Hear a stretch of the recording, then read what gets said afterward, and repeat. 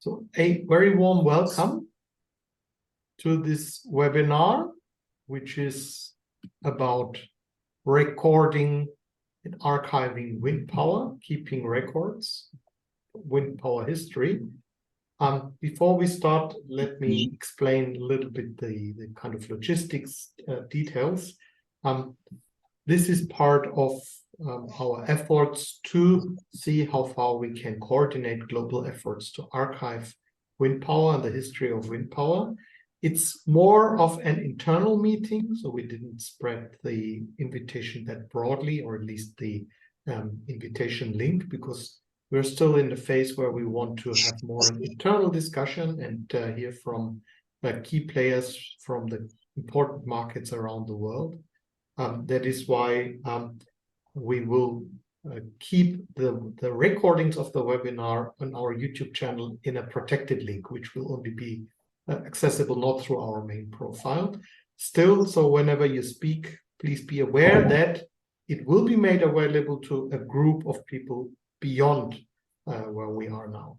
Let me still say thank you to the general sponsor and supporter of our webinar series. This is Prof, a German company which deals with consultancy and wind resource assessment. It's my great pleasure to welcome you today, and we have a long list of speakers. This is the second part of the series. We had end of last year in December a webinar with the kind of similar objective. We at World Wind Energy Association started more than a year ago discussion. Also thanks to Kolya Abramsky, who is with us as well here, who is a professional archivist, who approached us and suggested that we should discuss how we can create a global archive or coordinate or a network of global archives for wind power, as we see that people from around the world, the pioneers, many of them have already left us, they are old age, and we want to make sure that the records and the memories are kept.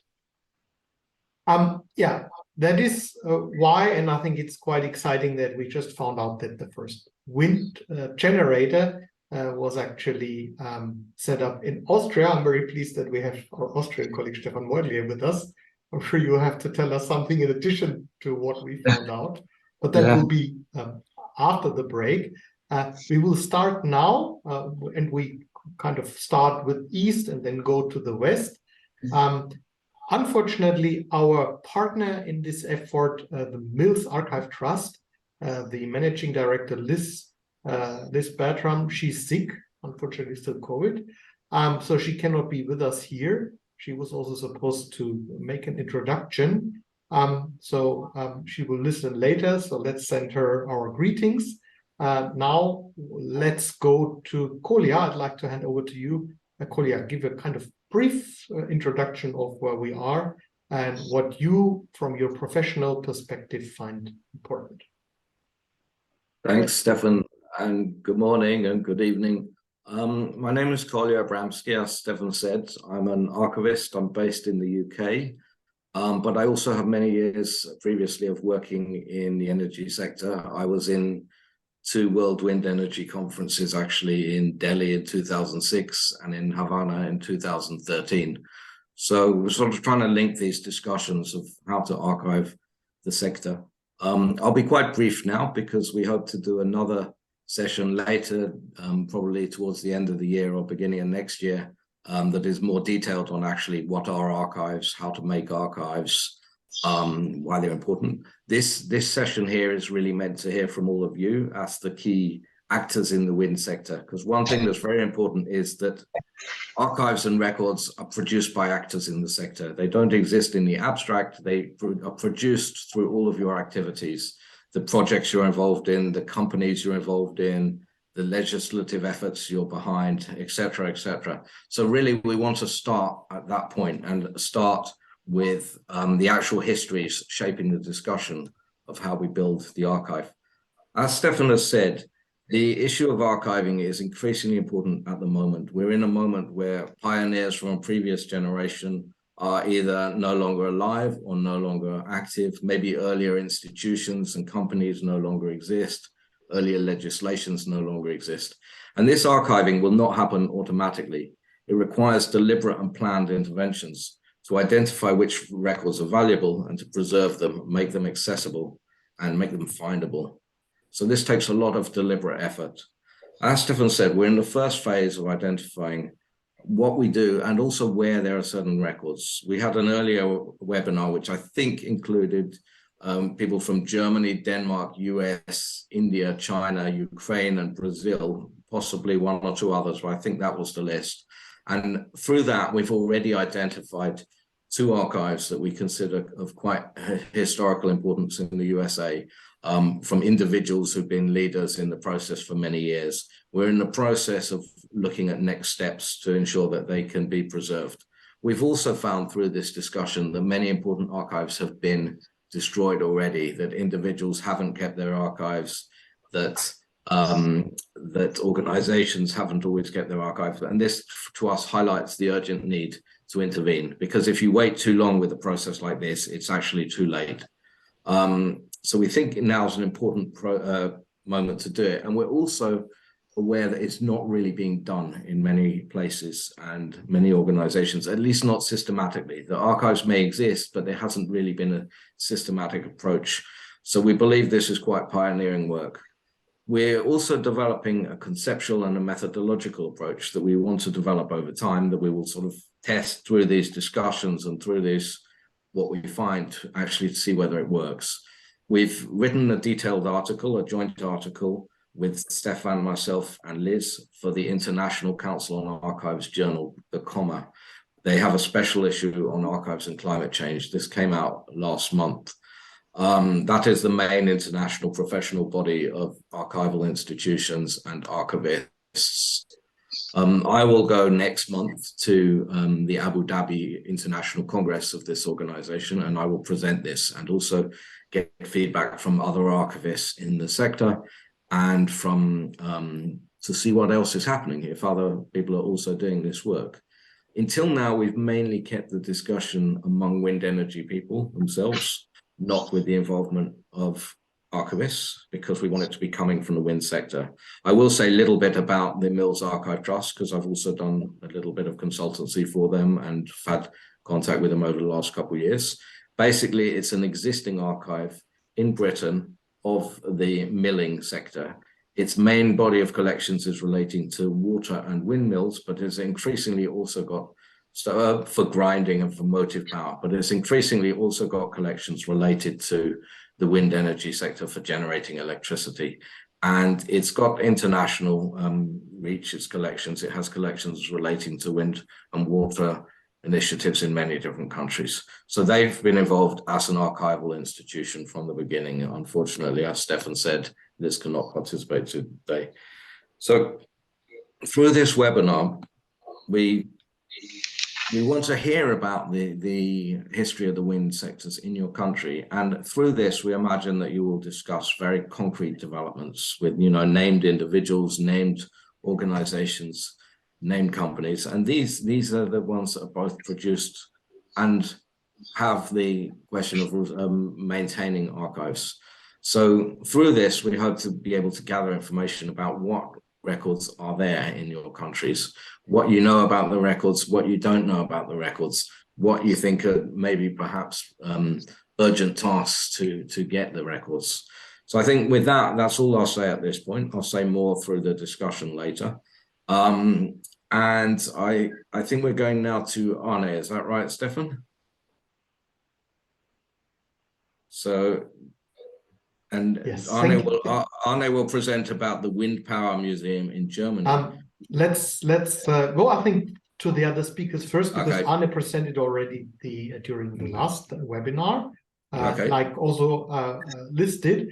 But I'd just like also to introduce Arne at this point of time, because I'm glad that we can work. I mean, when we discuss how to proceed, we have two, I think, important partner organizations. One is the Mills Archive Trust, which is more focusing, if I may simplify, on paperwork. So they keep pictures and books. And then we also are now working closely with the German Windpower Museum, which is focusing on the hardware side. So I think this both is important. But of course, when you talk about archives, you primarily think of paperwork. But of course, that is also important that then when you need to have maybe a paper to find out where you can still look at certain technologies. So Arne, I would just like now to welcome you and later ask you to make some statements and join the discussion with others after we heard from others and heard about what the status is. So we've invited all of you now to speak 10 minutes, and as we have many speakers, really kindly stay within the 10 minutes to present the main steps of wind power deployment in your country and some of the main actors, which is important for us, in particular, Kolya, you're taking kind of notes, and that we know at the later stage of our project where we can start. And of course, this webinar itself will be part of the records of recording wind power history. So I have the pleasure now, as I said, we start from the east. Actually, we would have started with Japan, but Chuichi, pleasure to have you with us as well. But you've asked us to speak at a later point during the webinar. That is why we start with the Republic of Korea, South Korea, and it's my pleasure to have Professor Choong-Yul Son with us, who is a board member of Open Energy Association and one of the pioneers as a professor and one of the key people in the development of wind power in Korea. Gidon, the floor is yours. Oh, thank you for very nice. Just make you Hello. a co-host that you can share your screen. Okay, so good evening and a good afternoon. I'm very happy and glad to take this webinar. So, Stefan, can I my presentation on? Martina has the presentation. If you want her to share, or do you want to share it on your screen? So can you also you can so I want to show all.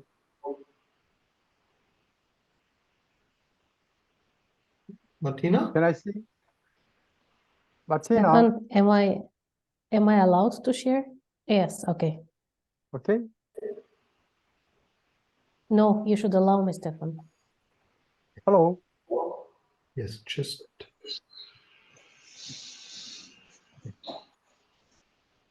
this now it should work.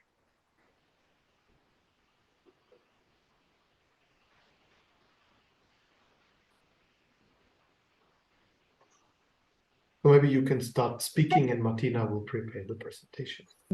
Okay. Can you see it now? No, you have not yet. No?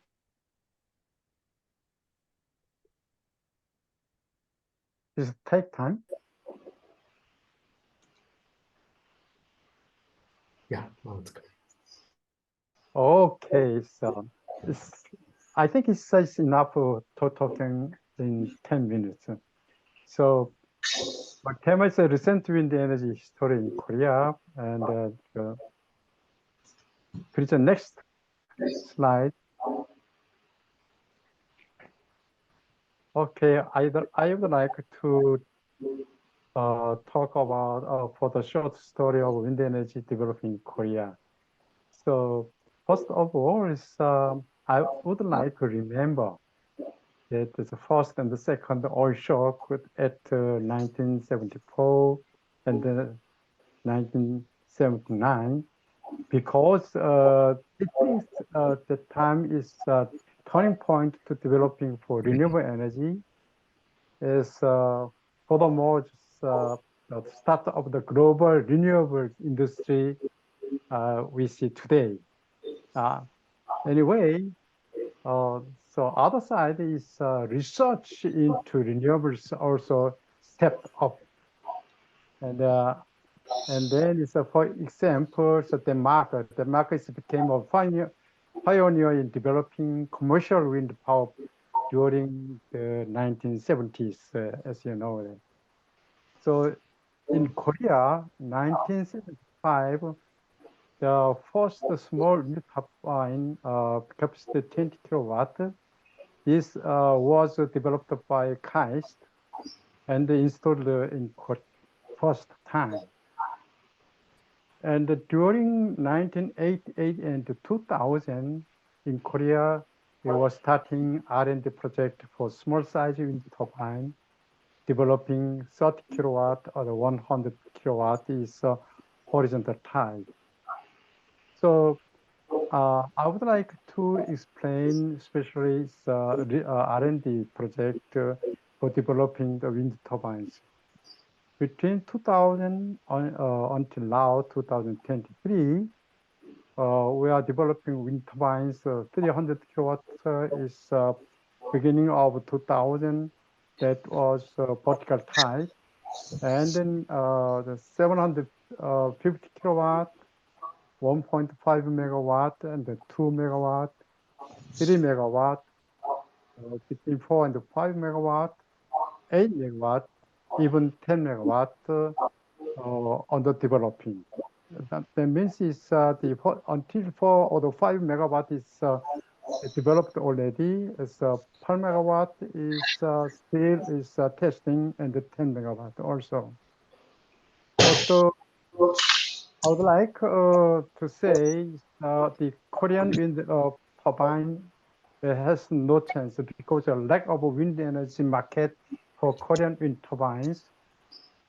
Because we have very few operating experience with the Korean wind turbines. So we have no chance, some small chance to join the wind energy market in Korea.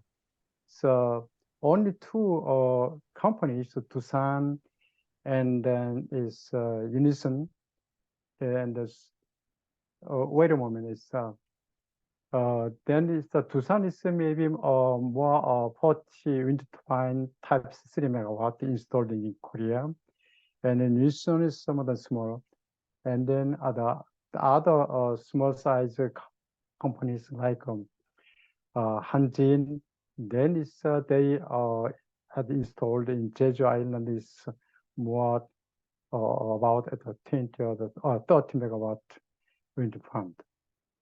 So, and during these times, I mean, from 2000 and until 2010, we in Korea was installed the 14 wind turbines. That is Vestas wind turbine. So some imported company they imported this Vestas the first time in Korea, and then it's installed in Jeju Island. It's a test bed, and in on land is also small developed as a small size wind farms. And the Korean local office company, the local government people, they like to install only Vestas wind turbine because is so the other the local province, I mean, it's Jeju Island.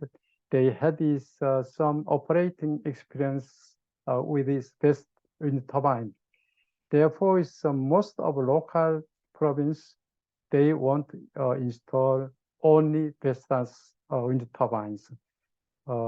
So that time we didn't know it's exactly is even wind turbine technology, and then it's difficult to searching the wind farm area or the good area, something like that. The here is the Korean Energy Institute. They also searching the other had the R&D project to measuring the wind resources. Please, the next slide. So see, at the 2010, we had this New and Renewable Energy Act without this the national subsidy. that defines only renewable energy sector. And then is once more is to back the R&D plan. So 2005, we started the test bed R&D for Korean offshore wind energy. That is we had is first the national support the offshore wind farm. That means west the west-south offshore wind farm. It calls. Now there is installed 20 Doosan in the turbine capacity is the turbine size is 30 megawatt is total capacity 60. And there's from 2001 until 2011 we started this with the feed-in tariff systems like Germany, but our government is decided to change this concept. Instead of feed-in tariff to RPS system. So since 2012 started with RPS system with a subsidy. So that is our wind energy procedure under developing. Since last year, 2022, we have a little more global cooperation with the foreign wind turbine companies like Siemens and the Doosan Heavy Industry, and the Shanghai Electric Windpower is Chinese company, where there's Hyosung Heavy Industry. And there's Hyundai also, they tried to the American company GE, and the other company also tried to some cooperation with global industries. So before I told you already about the Korean wind turbine development. So we developed this like the size is like a 10 megawatt. But we have very few chance to attend this wind market in Korea. So the financing fund, the organization for the PF company, they don't want to support the Korean wind energy facility because it's we have not enough experience with the large wind turbines. That is our big problem. So therefore is the big company in Korea like Doosan, or is Hyosung, or Hyundai, they try to connect with the cooperation, the technical cooperation. So You have 2 minutes left. Okay, okay, then let me see next slide. And the next. The next. Okay, that is I would like this the installation capacity in Korea. Now is last year until December 2020 to 22, the cumulative capacity is about 1 gigawatt 800 1 gigawatt 800 megawatt, and then is offshore is about with a small size offshore farm is the 146 megawatt. So last year, only 1 year is the onshore is the 6 wind farms developed with 94.8 megawatt. And it's the last slide, please, Atina. The last. Okay. One more. Okay, that no, those before one. Okay, stop there. This So our government announced this the new the policies. That means it's until 2030 scheduled. They try to install the offshore about is 18 or the 20 gigawatt. So normally it's planned is 16 or the 17 gigawatt, but it's the floating offshore wind farm shouldn't announced last year since 2 years ago. Therefore, it's we planned this 18 or the 20 gigawatt offshore area in until 2030. So we hope, and other ways we need to also develop the grid capacity because our capacity is only until 30 years, 50 gigawatt. So when we reach the total wind more than 18 gigawatt wind capacity, we need more than 13.8 gigawatt grid expansion. Thank you. Yeah, thank you very much, Gidong. Very interesting to see. So Korea started in 1975. This is what you just presented.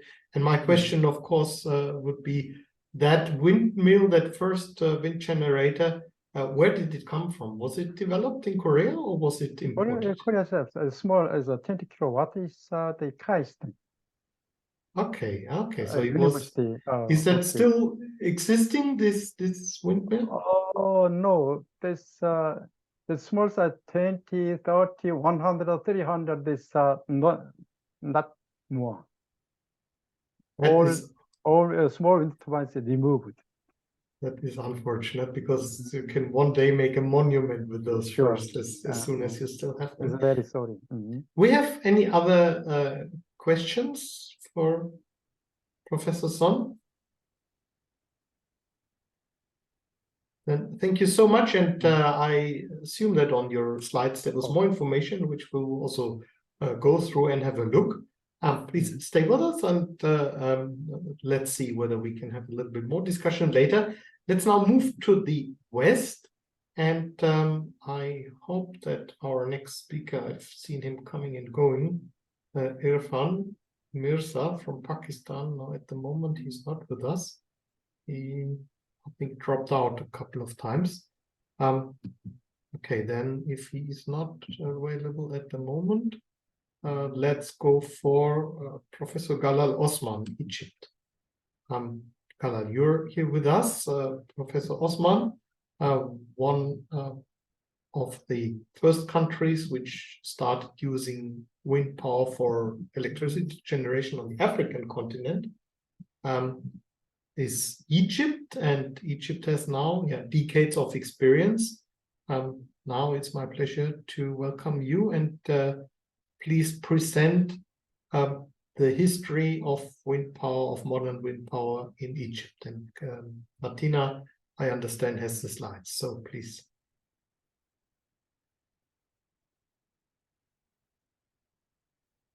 Galal, are you still with us? Oh. Galal?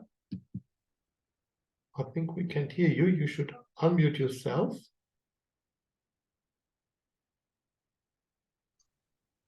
Hello? Yes. You hear me now? Yes. So we see the presentation. Please. Yes. Hello? Is yours. Yes. Thanks, Stefan. And hello, my friends from around the world. It is my pleasure to join my wind family. And there is enough information in the presentation, but I'm going to brief about the history of wind energy in Egypt. 1960, there was donation from the World Food Program to have mechanical wind pumps to be across the northwest coast of Egypt. It was only mechanical and a small power and there was no progress. And then we started to have our Egyptian Wind Energy Association. It was in part of World European Wind Energy Association in Rome, in Italy, 1986. And the two organizations joined the European Wind Energy Association in the same time was Egypt and China. So no comparison now with what China has done in wind energy. And then 2000, we joined the World Wind Energy Association as the founding members. And we have in 2001 in Berlin, the first World Wind Energy Conference prize was given to Professor Amin Mubarak for his plans to design wind energy program for Egypt of 20 gigawatt. This was in Berlin Exhibition Center, 2001. Egypt was lucky and honored to have a 2010, the 11th World Wind Energy Conference in Egypt, where all the world pioneers came to Egypt and we started working on wind energy program. Now the situation in Egypt of decarbonizing the grid and go for green energy, for environmental dimension and for economical factor regarding carbon emission. The story now is very simple. Egypt grid has 80% of fossil fuel, and the 20% is renewable, wind and solar and the hydro. 50% for hydro from the Nile, from the high dam Nile, and the other 10% is for wind and solar energy. Now there are new plans to have decarbonize the grid by having wind farms around the Gulf of Suez and around the eastern and western bank of the River Nile. And these have building higher wind turbine, a stronger wind turbine, 6.1 megawatt. And a grid has been installed, 500 kilovolt, to evacuate the planned route for the new wind farms outside the Gulf of Suez and to be across eastern and western part of the Nile. Galal, can you please tell me when to change the slide? Yes, next. Thank you, Martina. Next. This is how wind farms are being built by governmental institution or by local one. And the capacity now is 1.4 gigawatt of electricity. And the plans now is to install another 9 gigawatt in the east and western of the Nile with new wind turbine, higher wind turbines. Next.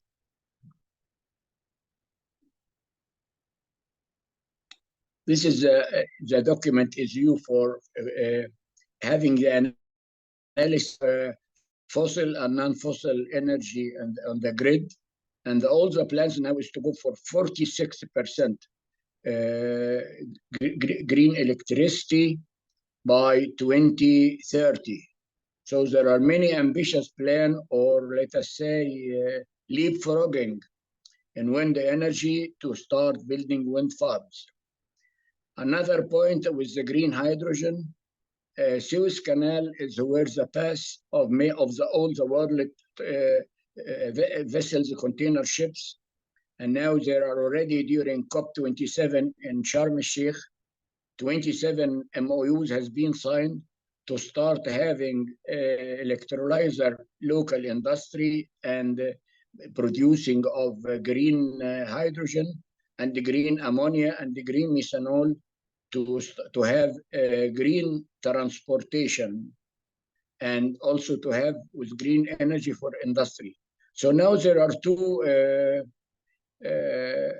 things to push wind energy in the country is to decarbonize the grid, and the other one is to how to export solar energy and wind energy.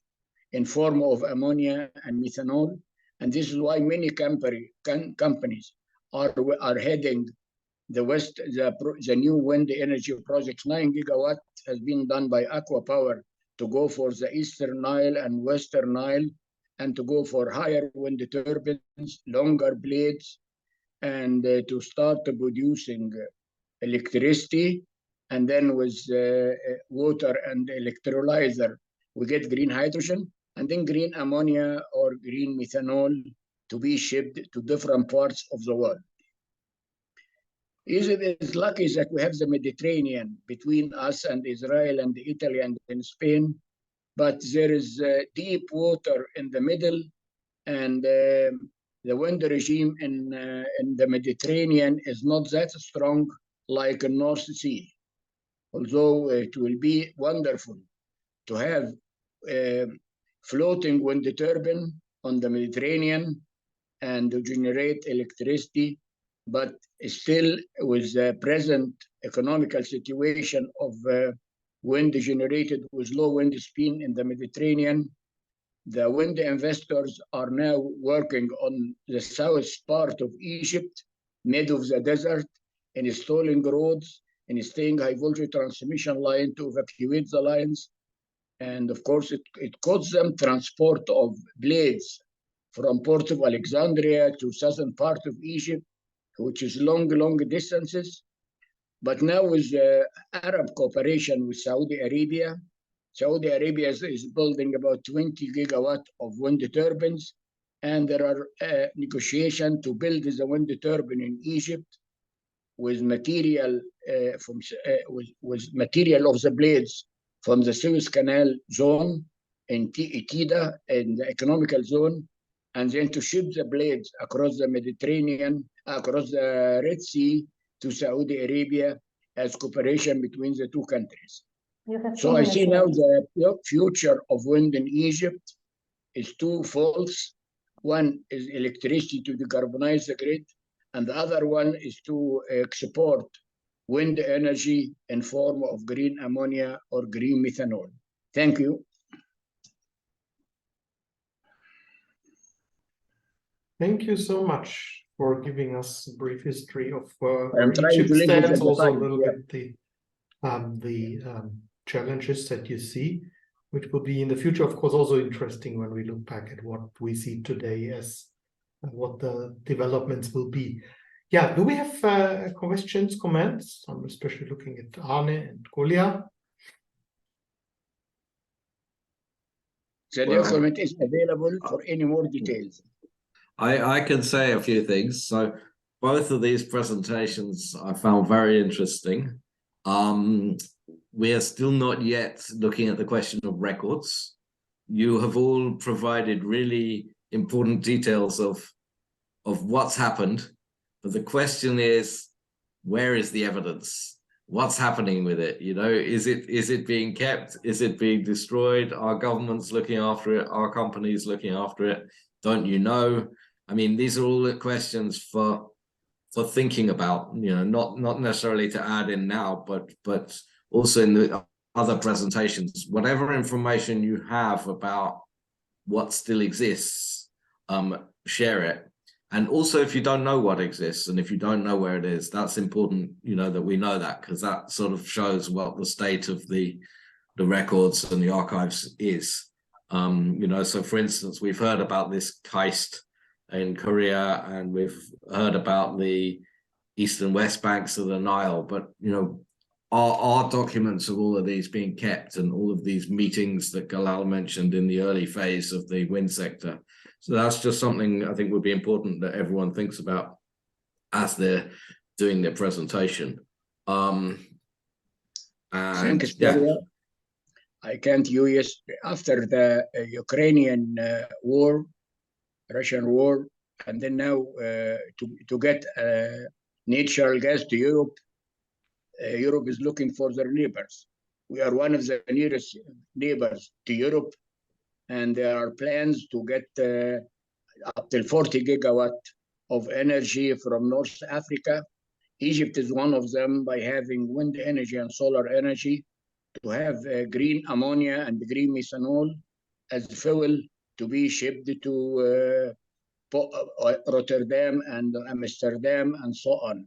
This is a chance now for export because the local situation, economical situation is difficult, but outside the export market for ammonia and methanol as a product of wind energy and the green hydrogen production, this is a chance now for export and getting some money. This is an interesting topic which we will certainly want to discuss at another occasion. But the question that Kolya is bringing up is: are there kept is there an organization or somewhere where what you've told us about what happened in the past? Are there any records? Are there any archives? Would it be the university where you teach as a professor, or would it be maybe the New and Renewable Energy Agency? Authority, I think it's called. I was lucky to get 40 engineers to be educated in Denmark and Folk Center about wind energy engineering. This was on 2010, and this is the group of engineers starting wind energy in AOI, which is Arab Organization for Industrialization. And then we are looking now to start to produce wind turbines as component of it, like the wind masks and the blades. So part as they are unfolding the story of wind energy manufacturing. And this because when they were in Denmark, they were visiting every day wind mechanical and wind electrical industries in Germany and seeing how the industry is going well. So capacity is being built, and there are programs with Arab Organization of Industrialization and REA, the New Renewable Energy Authority.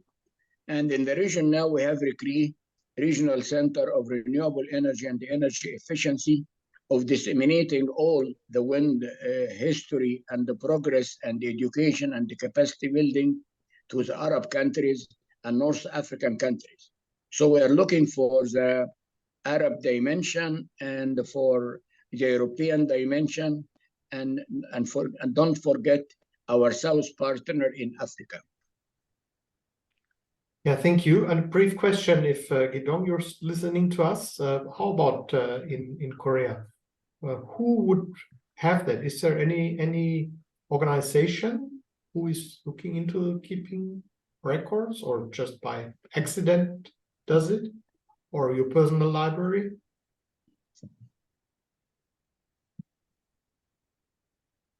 Yeah, maybe he's not listening at the moment. So let's move forward. I see still Stefan sent me a message that he's struggling to come back. Let's go ahead. I have one important thing to add regarding Egypt. Yes, please.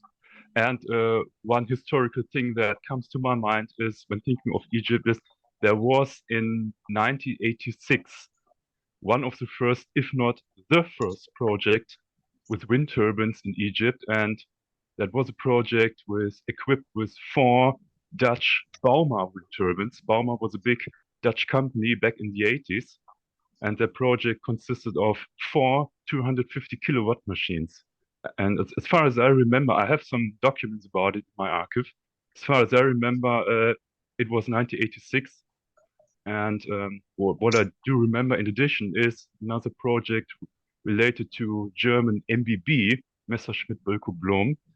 There was a research and development project somewhere in the late 80s or early 90s, equipped with a 15 kilowatt one-bladed machine.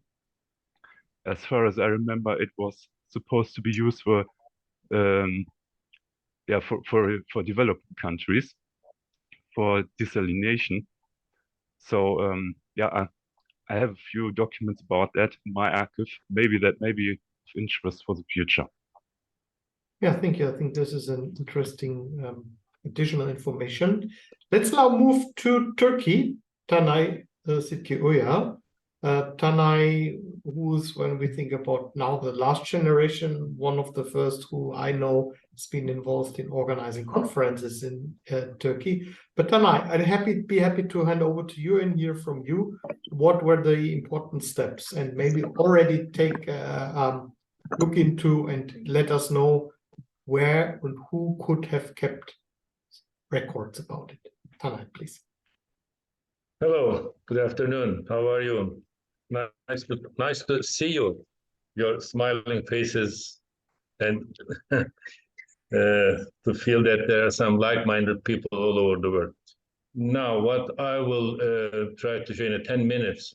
First, I will mention about what Preben and Wolfgang did in earlier about this international. Let me find the material. Can I share this? Just a minute. Yeah. Now.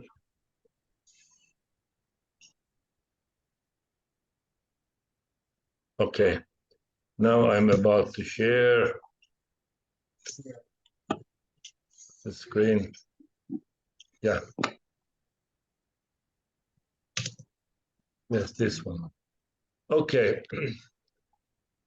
Now, earlier I couldn't find a copy of my copy of the book, so I did something difficult tonight. Right? So this is what Preben and Anne Krenz and Wolfgang did. They edited this book, Wind Power for the World. I also participated to this. It was volume 3, and over there you see wind over Egypt is also over there.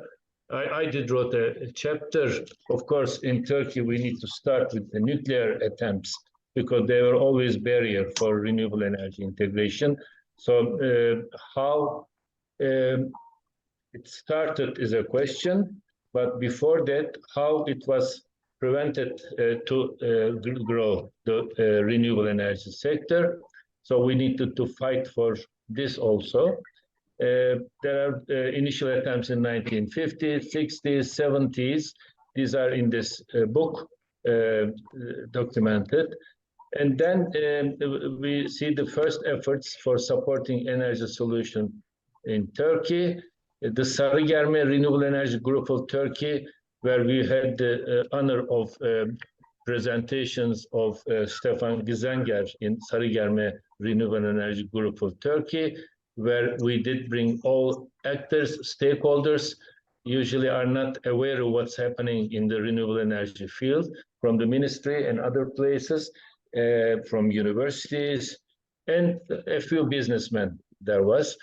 And now still some of our students over there from Sarıgerme School are in the ministry now, in the renewable energy department heads, etc. And so many of them are retired, and some of them has already died. So this, when we did establish Turkish Wind Energy Association, it was 1980s, and I was one of the founders over there. Then we have established Eurosolar Turkey, with the promotion of Preben Magath and also Hans-Josef Fell from Germany.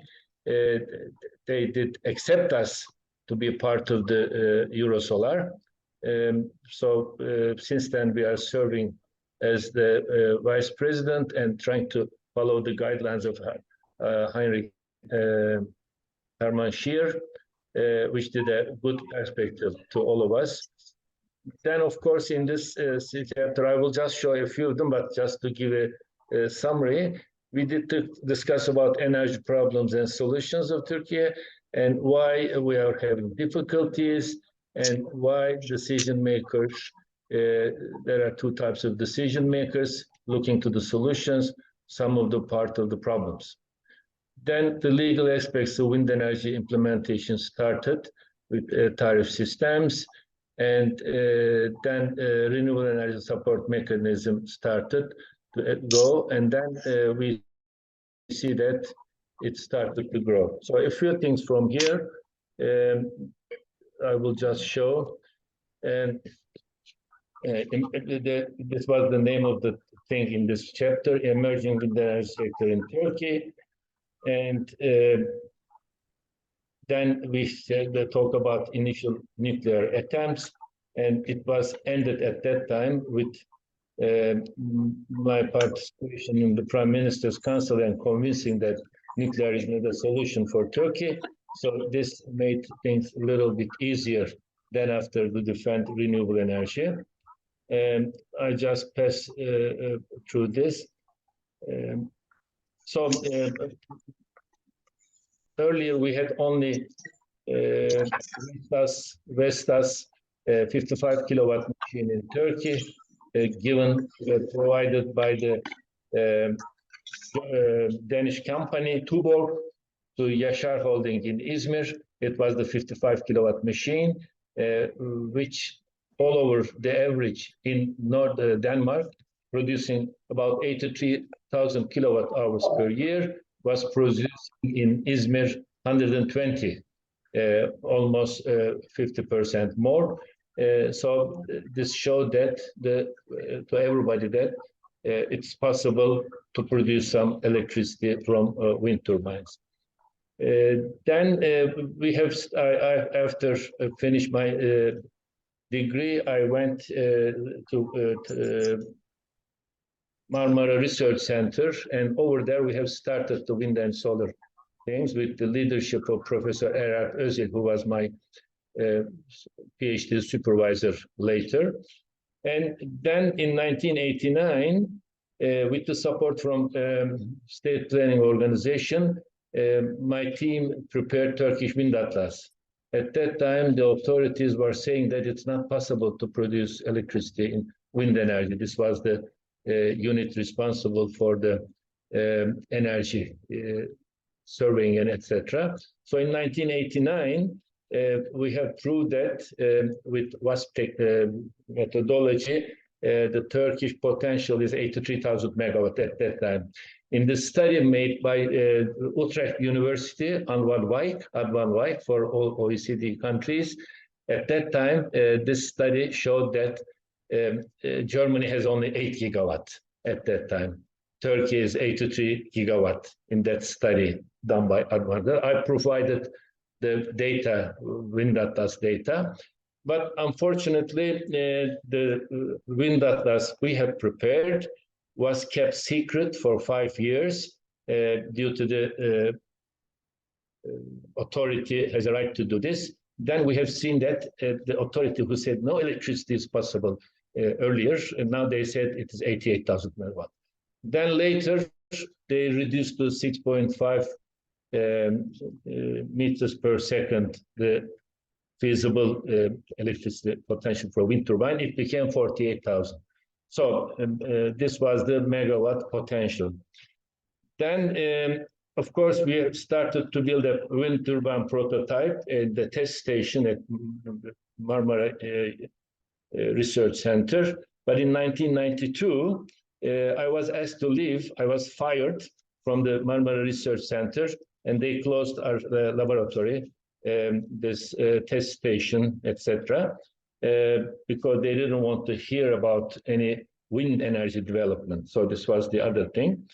But I started in Kocaeli University, and with Kocaeli University, we have started to make the what will be in the future in our, this is YECAP, is the renewable energy research unit of the Kocaeli University, which I was leading.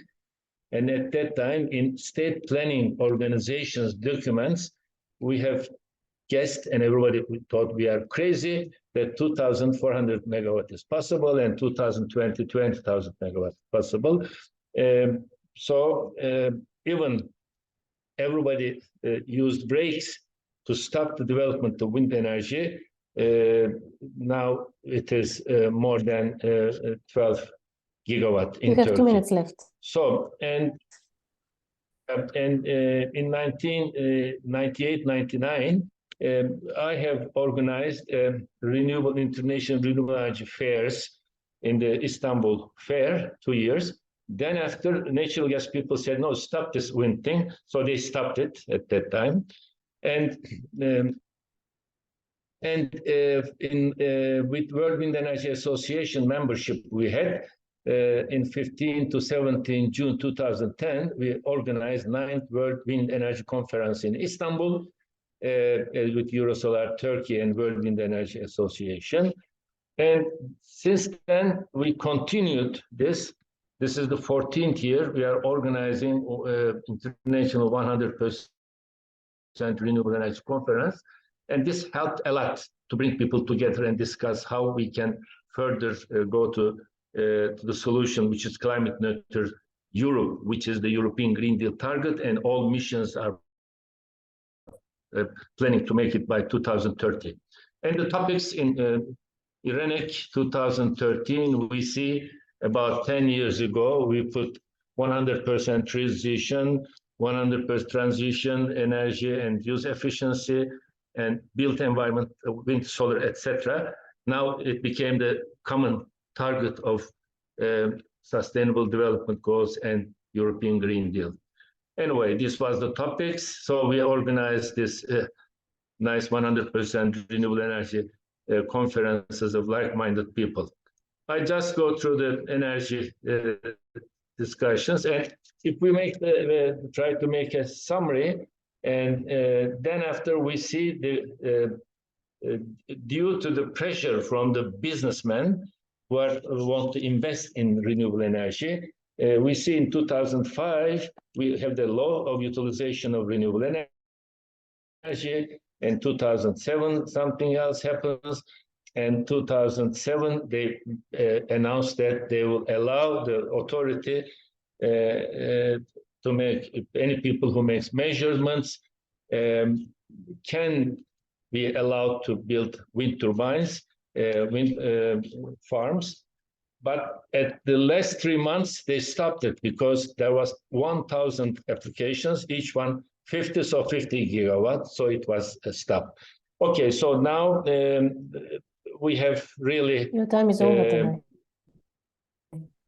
I know, 1 more minute, then I will finish. And the other thing, the recent state, maybe I should say it, after all this fight, what has happened, which I have presented in the 27 April 2022, now we are in this position, 1 minute only, then I will stop. And this is what is the situation in wind in Turkey now, which is in our files of World Wind Energy Association. And under construction, we have so many. We have licensed, pre-licensed things, and all over Anatolia, we have wind turbines. Now it's possible locally produce towers and etc. Everything mainly in the Izmir region. And what else? So you have this file and you can just check. This is the mechanism and so on. So we have a good perspective and we are organized, and with the European Green Deal's existing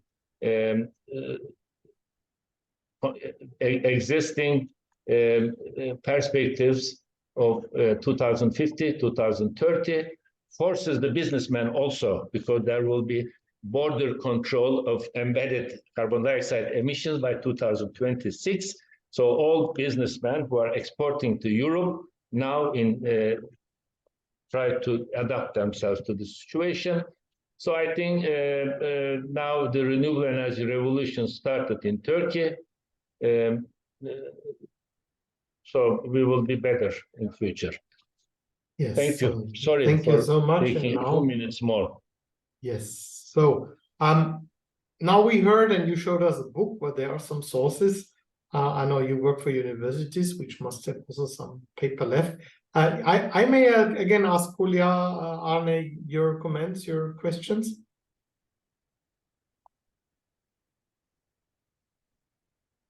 Of course, everybody else should feel free. Maybe I did make a big step by jumping, because Sarıgelme workshops, we had 20 workshops where Stefan and others participated, and they were really a school for everybody, for the people coming from Europe, who are businessmen who want to make a thing. And this 1,000 projects suggested as a response to government's 15 wind farm will be allowed type of thing, made really all people dealing with wind energy come together and make a strong industry in Turkey.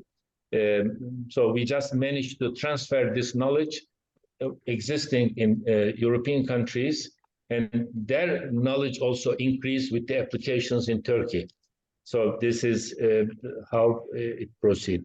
So Sarı Germe workshops are important, and we have about 400 people attended to 20 things. We can bring them together for a good archive for the future. Yes, but you have something like recorded videos. No, you didn't have. I remember when I was there. No, every single talk is recorded. But that would be probably a very good starting point indeed. I remember those seminars, Sarı Germe, which was one of my first trips when I was. Everybody was over there in this new position. Thank you. Then just looking at now who would be our next speaker. Now we heard about Turkey, and actually we have now still the problem with Irfan, who told me on WhatsApp that he's still struggling with his internet connection. So let's change a little bit the order. And I'm looking here. Stefan, 1 minute. Now we are in the hospital. You see, my wife is over here. So we came for chemotherapy. I ask your permission to watch the video later. I need to depart now to go to home for her to rest. Okay? So with your permission. Thank you so much. I wish you all the best. Best wishes from, I think, for all of us for your wife. Thank you. Stefan says hello to you. Okay. See you later, Stefan. We'll see the record anyway. Thank you very much. Yes, thank you. So let's then go to the then we change a little bit the order. I hope that we will have Irfan, whose internet connection is not strong enough. I'm looking at Davide or Stefan Moidl. One of you be ready to speak now? Yes, I'm ready. Yeah, super. Yeah. So, Davide, is it okay? We take now Stefan. For me, okay, the same as you prefer. So we're coming now to Europe, and that, of course, requires some kind of more formal introduction, as we found out that we're coming now to the pioneer country worldwide of wind power, which I think is somehow a surprise for all of us. Until a couple of months ago, we were not really aware of it. Yeah, Austria, still I'd say, a market which is compared to the size of the country, sizable market in Europe. But we recently came across this new information that in 1883, the first wind generator, actually an American windmill, was used for generating wind energy. Now, Stefan, it's a great pleasure, and we're really excited to hear whether you found out anything in addition to that, and what happened after 1883. Thank you. Good afternoon. However, we had no information about this wind turbine for more than 140 years ago. Then Stefan Sänger called to my colleague Martin Fliegenschnee and asked about information about this first windmill, which is the origin of the electricity or the electric wind power utilization now. I will start with a little TV report from the ORF. It's only 2 minutes, and it's condensed a little bit the information that we have now, and then I take a presentation. If I allowed to share my... Should work, yes. Everybody is now allowed to share the screen.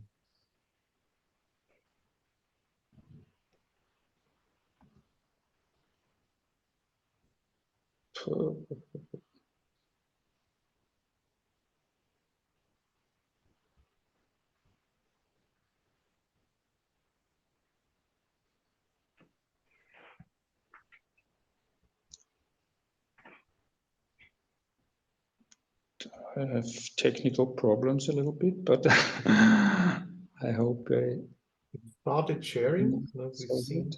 but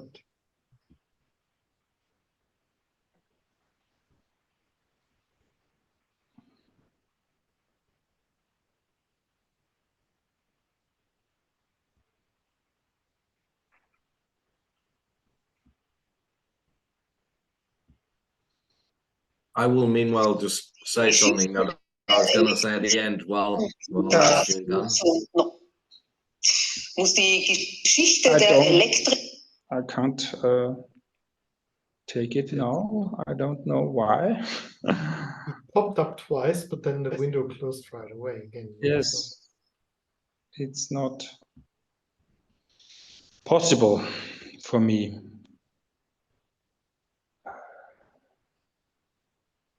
Is it on a link on internet somewhere? Maybe you can try from the other side. The browser is stopped it. I don't know why. Maybe you can share here in the chat, and we can try from our side. It can be.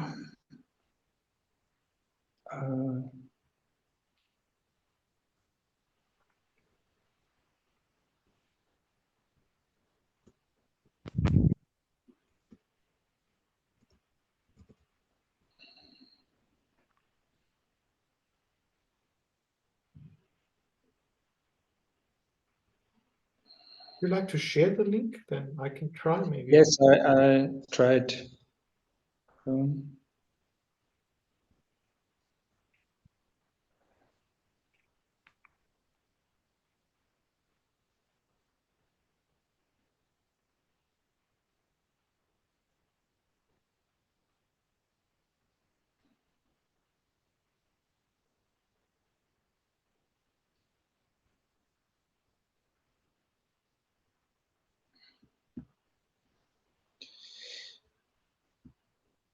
I sent it here in the, try it with this link.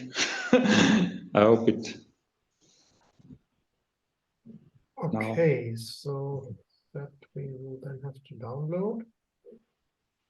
I don't know why the browser is blocked it on my computer. It is a TV report of the Austrian broadcast, only 2 minutes, and it's in German, but we provided it with English subtitles. And you see some pictures in the archive of the Technical Museum in Vienna. It's downloading in mine. Maybe I can try to share my screen. And we can take it from there. Can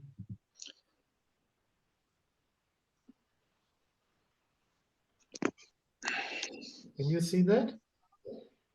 Yes. Okay, so we try. I'm not sure, but we try.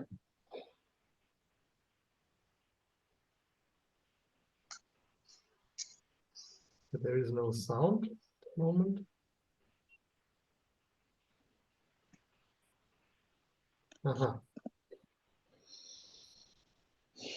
Without the sound, but you can read at least, huh? Yeah.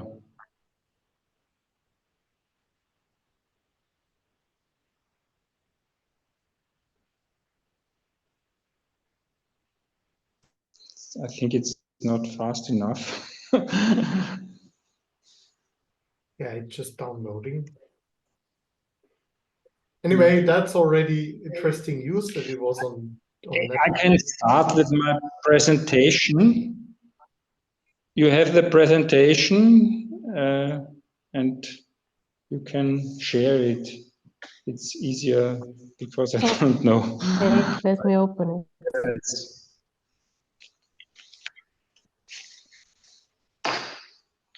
Yeah, maybe the other pictures, can you still see them? Obviously not. Okay. Yeah. After the call of Stefan Xenger to my colleague Martin Fliegenschnee, we started to search in the archives of Vienna at the National Library or at the Technical Museum. And next picture, also next slide. The Austrian engineer Josef Friedländer, you see it in this blue bubble here, in the round of some people of a group called Grüne Insel. It was some people, more than artists, such like the writer Franz Grillparzer and other. And in this time, engineering was also part of these artists. And Josef Friedländer has a company. The next slide. We have seen this in the documents that he has between 1880 and 1905.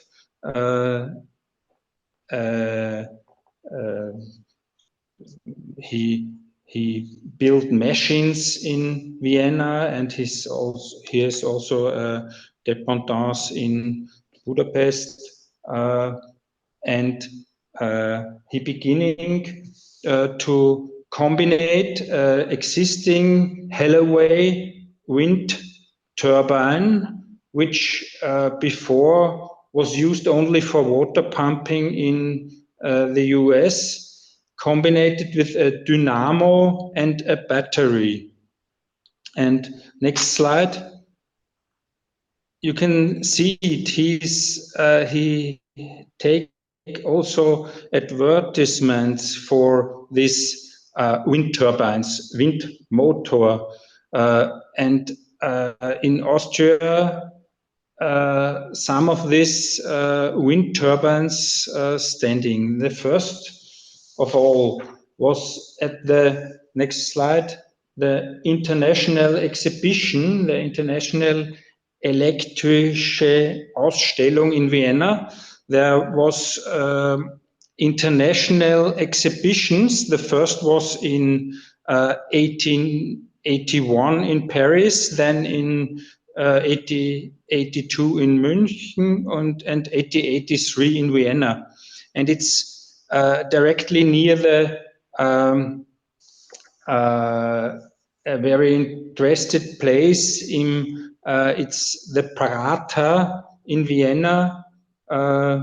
It's a location where standing this time the Rotunde. It's this building in the on the picture. The Rotunde is built for the World Exhibition 1873, and was the biggest building in Europe for many decades in Europe. And it's burning 1936. Yes, and if you look at the next slide, you see the pictures of the catalog of this exhibition, and there's standing this windmill a little outside of the exhibition area, nearby electric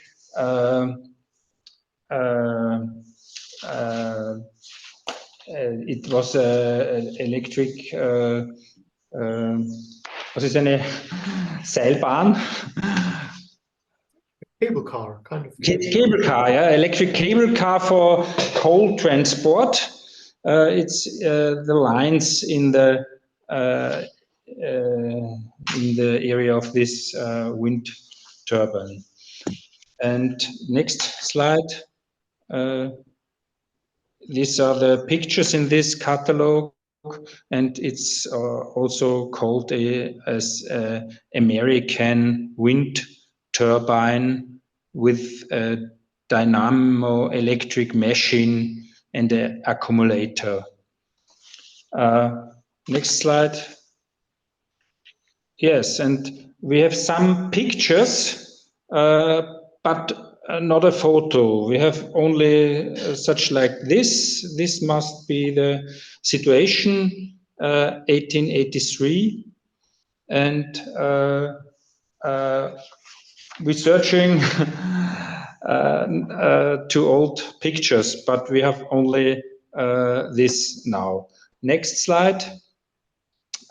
Some of these machines standing in Austria sometimes later. Here's also exhibition, also in Prater. It was 1889. It was the ceremony of 50 years of the Kaiser Franz Joseph. It was a technical exhibition there, and there are standing 3 of these Josef Friedländer wind turbines. And we have next exhibition. We have also some of these machines later, some decades standing this in East Austria on the next slide. This is a machine 1922. It's the same wind turbine, and we know that some of these turbines are standing in different places in Austria. It was the time before we have a grid for the electricity, and they stand these wind turbines near production sites to use the electricity for production. Yes, this is what we know about this historical site. So we can celebrate 130 years wind energy for production for electricity. It's 3 years earlier than we know it from France or Scotland in the past. Next slide. I want to explain a little bit about the newer last 3 decades of the wind industry in Austria. It's the development of the megawatt capacity. Green is the the new built capacity in the year, and in blue the cumulated capacity. So we have now about 3.5 gigawatt in Austria. Next slide. And these are the numbers of the wind turbines, and you see that we have a little bit stop and go development in the past. It's sometimes we have bad conditions, sometimes we have a good supporting regime. This is the different situation. Next slide. So you have 1 minute left. Yeah, next. The actual situation is that we have about 3.5 gigawatt capacity, 8.2 billion kilowatt hours in a normal year. It's 11% of the Austrian electricity consumption, but it is very concentrated to East Austria and some places in the Alps. It's also a little bit interested seeing this, that we have more than 120 windmills over 1,000 meter, also such like 1,000 and 1,900 meter in the Alps. And we hope we can bring some of the new projects to the grid in the next years. So thank you very much. And you can share the TV report also. Okay. Yeah, thank you so much for. I think this was even then in addition to what we found out, and we need to of course mention Puig here, who found that in a publication of a French scientist. But of course, I think with our referring to that, it's become a bit more known that Austria is at the moment the country where we know the first place where people used wind power for electricity generation. Everybody follow.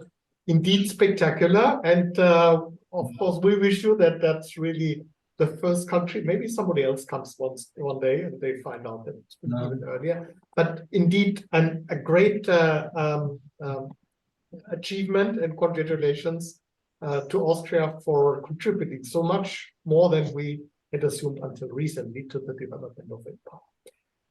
Now, I'm looking again at especially my colleagues Kolya and Arne, whether they have any questions or comments to the presentation. I have a short comment on Austria. What I do remember is two Austrian companies that were involved in development and production of wind turbines.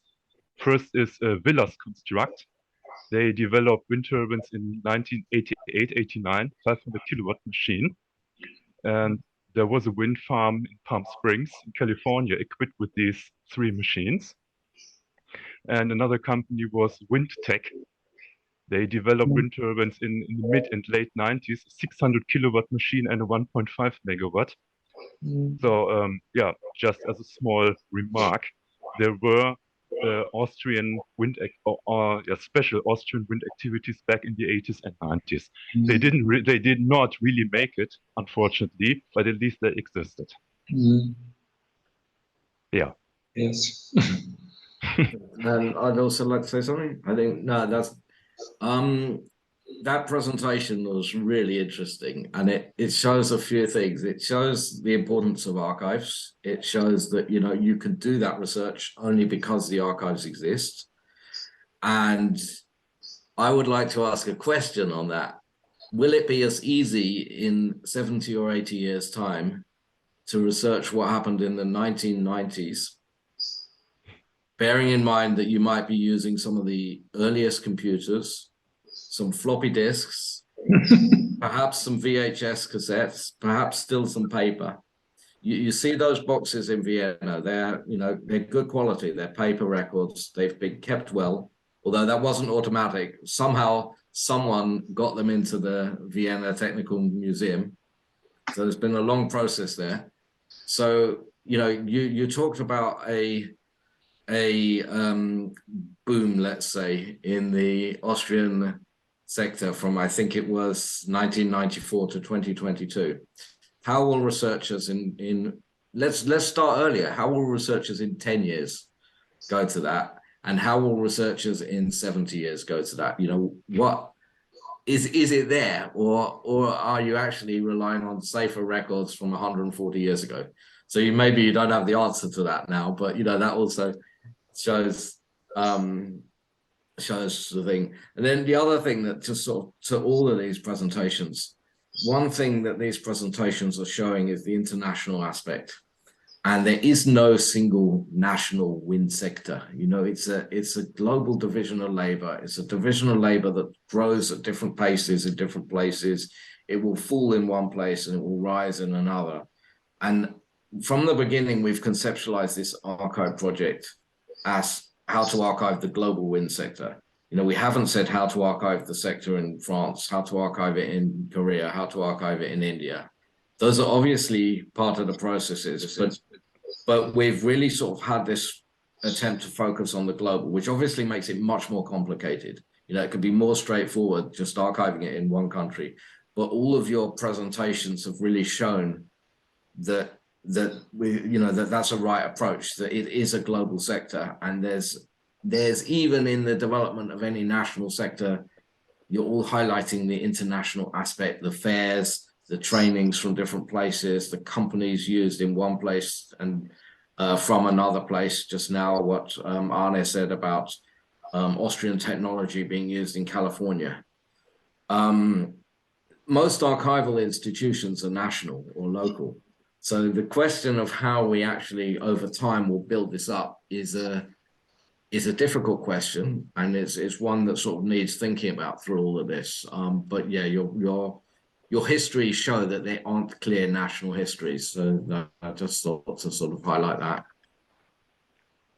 Yeah, thank you very much. I think that was an important remark, and especially when we think about this is about us, huh? Because many of the people give special also on this call are contributing really, really important work to wind power. And will people know that about that in 70 or 80 years? Let's now, I would suggest that we now go for one more speaker and maybe then have a break of just a few minutes, if that is okay, because I think we will still have several speakers. And but let's suggest now we go for Israel, Gadi Hareli. I was personally surprised when I visited Israel that there was not that gap that we thought would be after the Second World War, but Israel has played an important role on the R&D side. And I look forward, Gadi, now to hearing from you about the history of wind energy in Israel. Okay, thank you, and apologies for skipping some of the time. I had some tests that I was examining and had to skip that. Okay, so should I share the screen, or is it from the presentation that I sent you? Yeah, I'm sharing mine. yourself, then it's, if you can do yourself. Yeah, should be able to.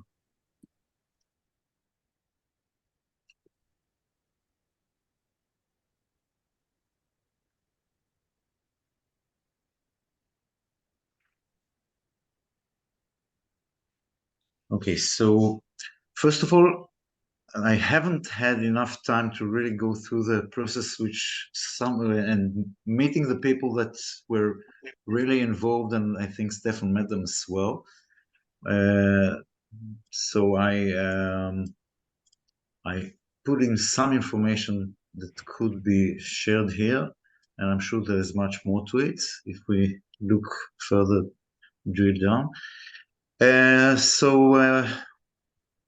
Originally, the windmills, and here is an example of a windmill that was built in 1857, located in Jerusalem, built by a Jewish banker from Britain, Moses Montefiore. This is information about it, and you can see the picture on the right, which is a drawing and the restoration of it, which still exists in Jerusalem these days, and currently used as a museum.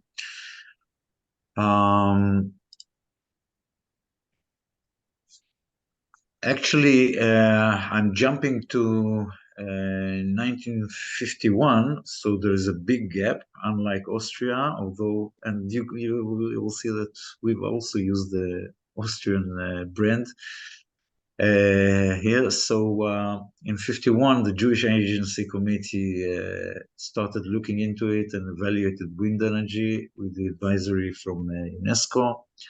And in 52, there was a wind measurement campaign was held in 18 locations. Starting of construction of first wind turbines was in the southern part of Israel in Eilat.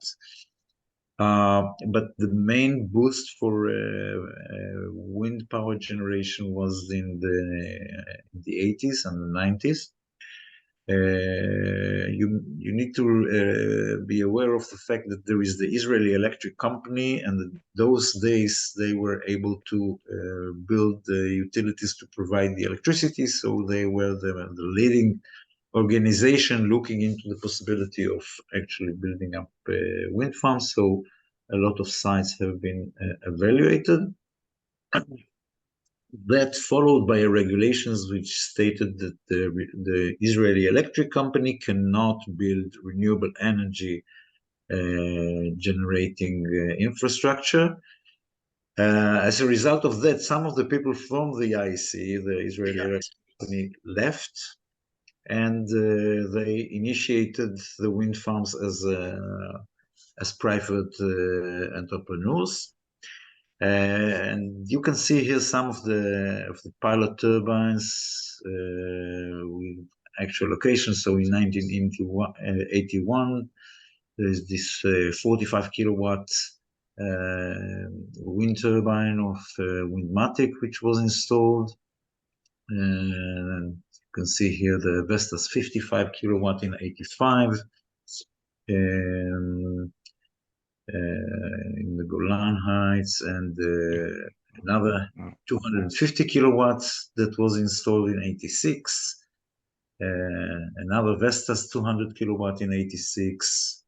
87 in Beit Yatir, 225 Vestas, and another turbine that I could see here. And this is actually the first wind farm that was built in Israel, which is using 10 Florida 600 wind turbines from Austria, and they have lasted much longer than expected. And then there was a big gap, actually. What I didn't mention was an interesting story about one of the turbines which was installed in this kibbutz in Ma'ale Gilboa, is the regulatory perspective. People who wanted to build a wind turbine, one of the first ones, and were not the IEC, they were asking for a permit to install a generator, but in a very strange location on the top of a tower. So this is a story which I'm hearing from this site.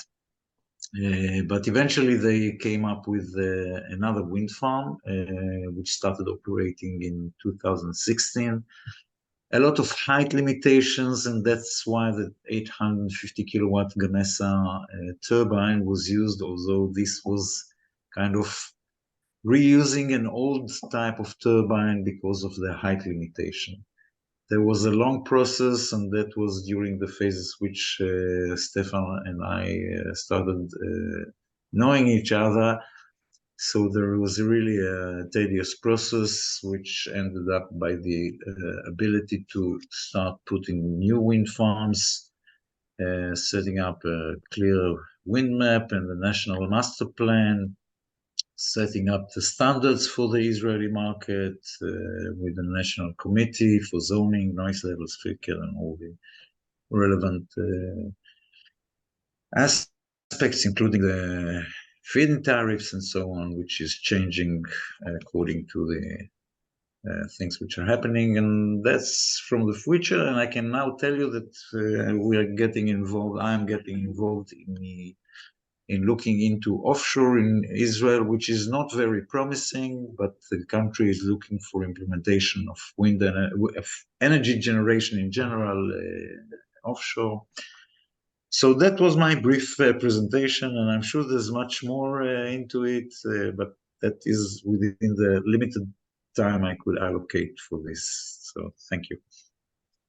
Thank you, Gadi. Gadi, I have right away a question, because I remember that when I visited you once, I gave a speech at the Technikon, meeting Professor Rosen at the Technikon. Maybe you can say a few words, because what I found surprising at the time was that there was a lot of research ongoing in Israel since the foundation of Israel. Can you just add a few? Yeah, actually, I didn't have the time. Wanted to, but I didn't have the time to allocate and communicate with him and try to see if I could do that as a follow-up on this meeting. Unfortunately, I haven't had the time to prepare for this, but I would certainly try to see what I can come up with and send. Just if you briefly say in 3 sentences who this person is and what his role is. Yeah, Professor Rosen is an expert in aerodynamics. He's used to be a professor in the Technion. His main area of research was aviation, but he was highly interested in wind energy, a big promoter of wind energy for the country in general, and most interested in the R&D activities and research related to the wind.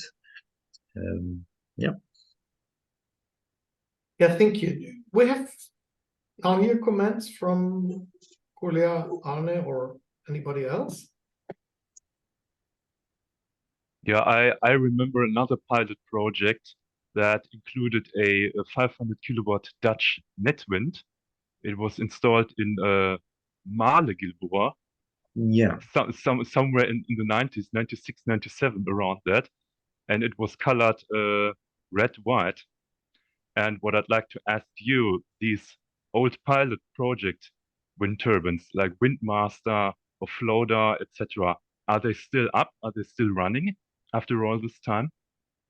The last time was about 2 or 3 years ago that I went to see if it's still there, and it was still there. They were trying to replace it with new wind turbines, but they had problems. So it is probably still the Floater.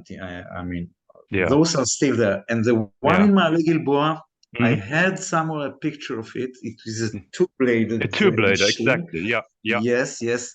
And I took a picture of it, but I haven't had the time to look for it. But it's still there. It's a kind of, they want to set it up as like a museum so that people can walk. But it's still there. It's next to the... Yeah. Okay, thank you.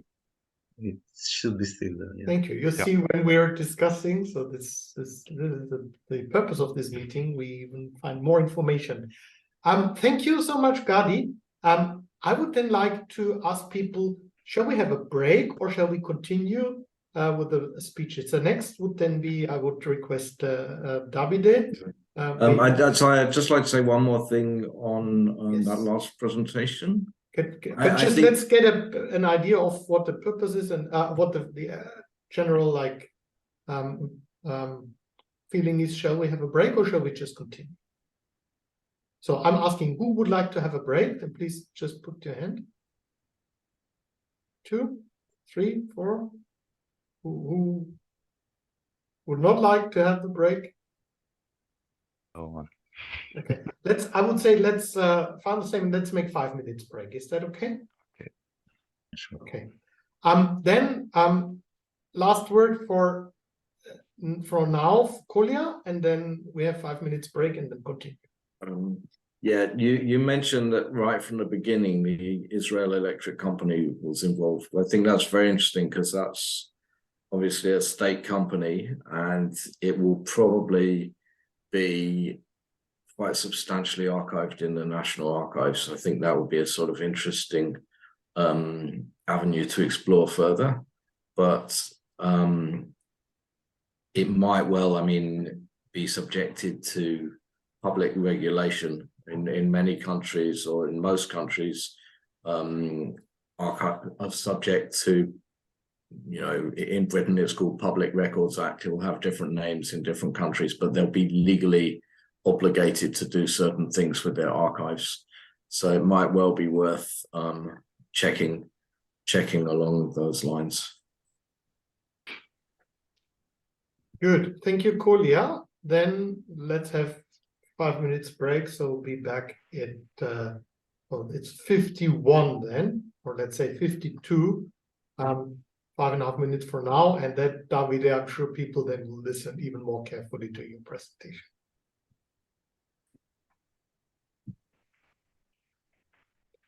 So now let's continue with another European country, and this is Italy. And it's wonderful that we have Davide Garcia with us, who is heading the Italian Wind Energy Association. Now, great pleasure, Davide, the floor is yours to present the history of wind power in Italy. Okay, thank you very much, Stefan, for inviting me. I will share with you some few slides that can help me to give you an overall picture of what's the situation in Italy and what happened in the last 20 years and what's the future we are looking at right now. I don't know, can you see my presentation? Yeah, if you just go to the presentation mode now, it's perfect, yes. Okay, perfect. So, of course, I represent, as you told, I represent ANEV, the Italian Wind Energy Association, that includes more than 100 companies that deals with wind energy in Italy. Most of them are Italian. We have a long multi-year expertise of many companies in the wind energy business in Italy since the 90s, more or less, so in the last 30 years or more. The association was born in 2002, so 21 years ago. And the first installation started maybe more or less 10 years before.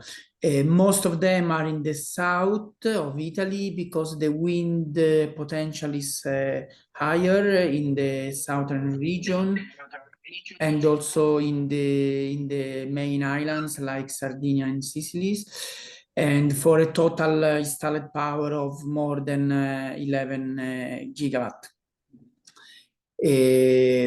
We had some studies that compare the current installed power, that is the orange lines, compared with the potential ones we can install from here to the 2030, that is the main target for European countries, according with the national energy and climate plans that each member state presented and updated frequently in the last years to the European Union.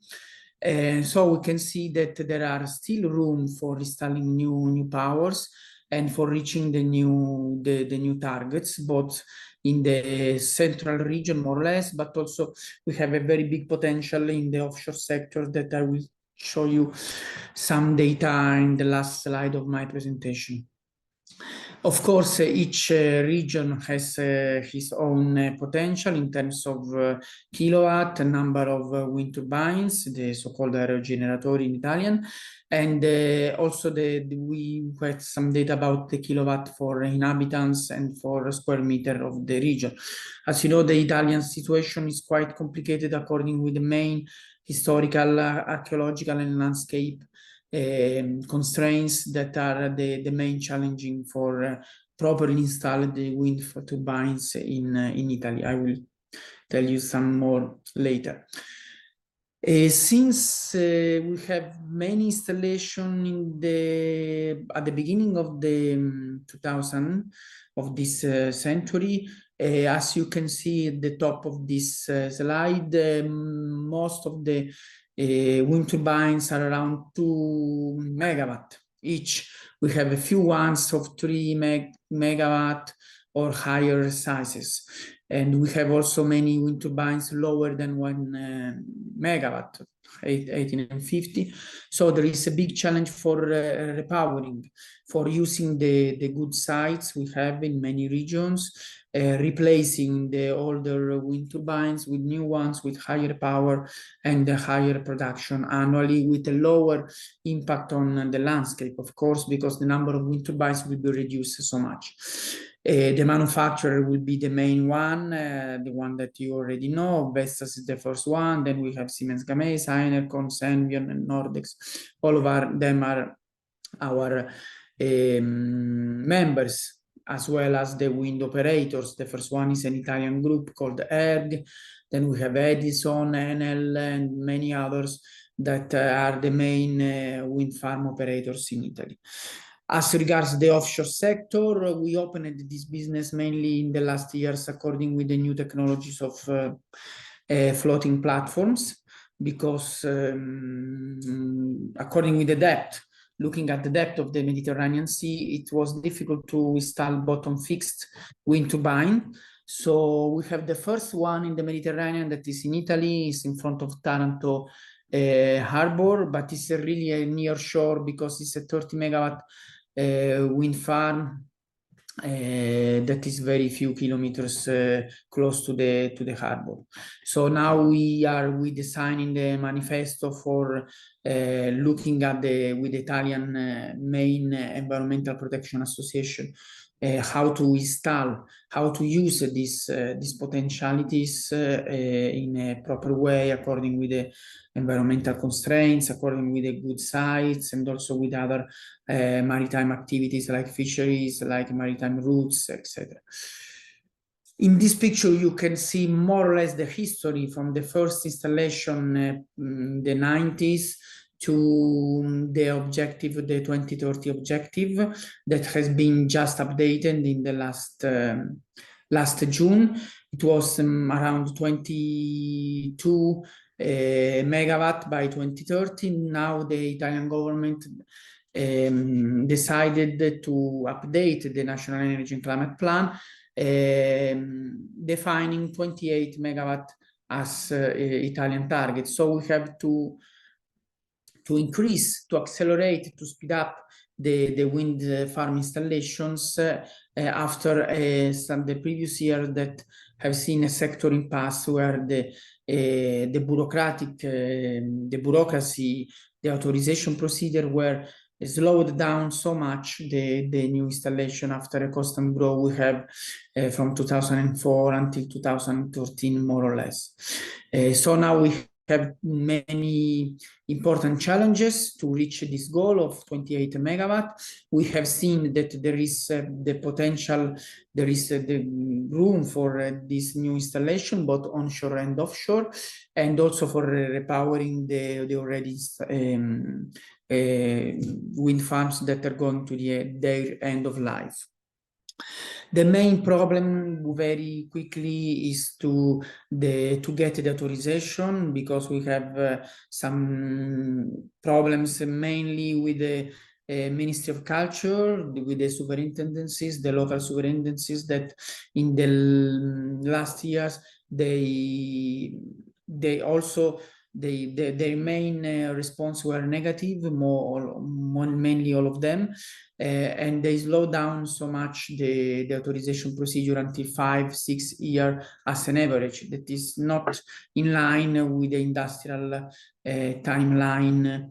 And in the last years, with the last governments in Italy, we already speed up these procedures, but there is still some other amendment, and the regulation procedure should be still updated for eliminate the main problems that are inconsistent with the government objectives. To do that, we have to simplify, first of all, the authorization procedures, excluding the environmental impact assessment for new plants or for repowering, or to find some checklist to speed up the evaluations. We have to continue with the auction at least until 2030. Now, the problem is not the price. The cost of wind energy is very competitive compared with the fossil fuels in the last years, also for all the international problems we had with the war in Ukraine. And then we have also to use power purchase, long-term power purchase agreements. That is a very good solution, low-cost solution for increasing wind farm installation in our country. My last slide about offshore wind. The Italian TSO, that is Terna, received more than 110,000 megawatt of grid connection requests in the last years. So it's a very, very high number of projects that are under development. in many parts of the Mediterranean, in Sicily, in the Adriatic Sea, in the upper Mediterranean, in Sardinia, the Sicily Channel. But the new National Energy and Climate Plan foresees only 2.1 gigawatt of offshore wind power by 2030. So we estimated that we can increase until at least 5.5 gigawatt according with the projects that are under development. And so we are moving also, we are working together with the main institution, with the ministries, with the Italian TSO, and also with the GSE and all the authority, the Italian authority, for achieving these targets and for increasing at least the one for the offshore wind in our country. That's all. I hope I was in time. And if you have some questions, let me know. Thank you for your attention. Thank you very much, Davide, for giving us an overview of the development in Italy. And now looking again at Kolya and Arne, whether you have any comments, questions. I mean, that was mainly now related to the kind of more recent developments. Please.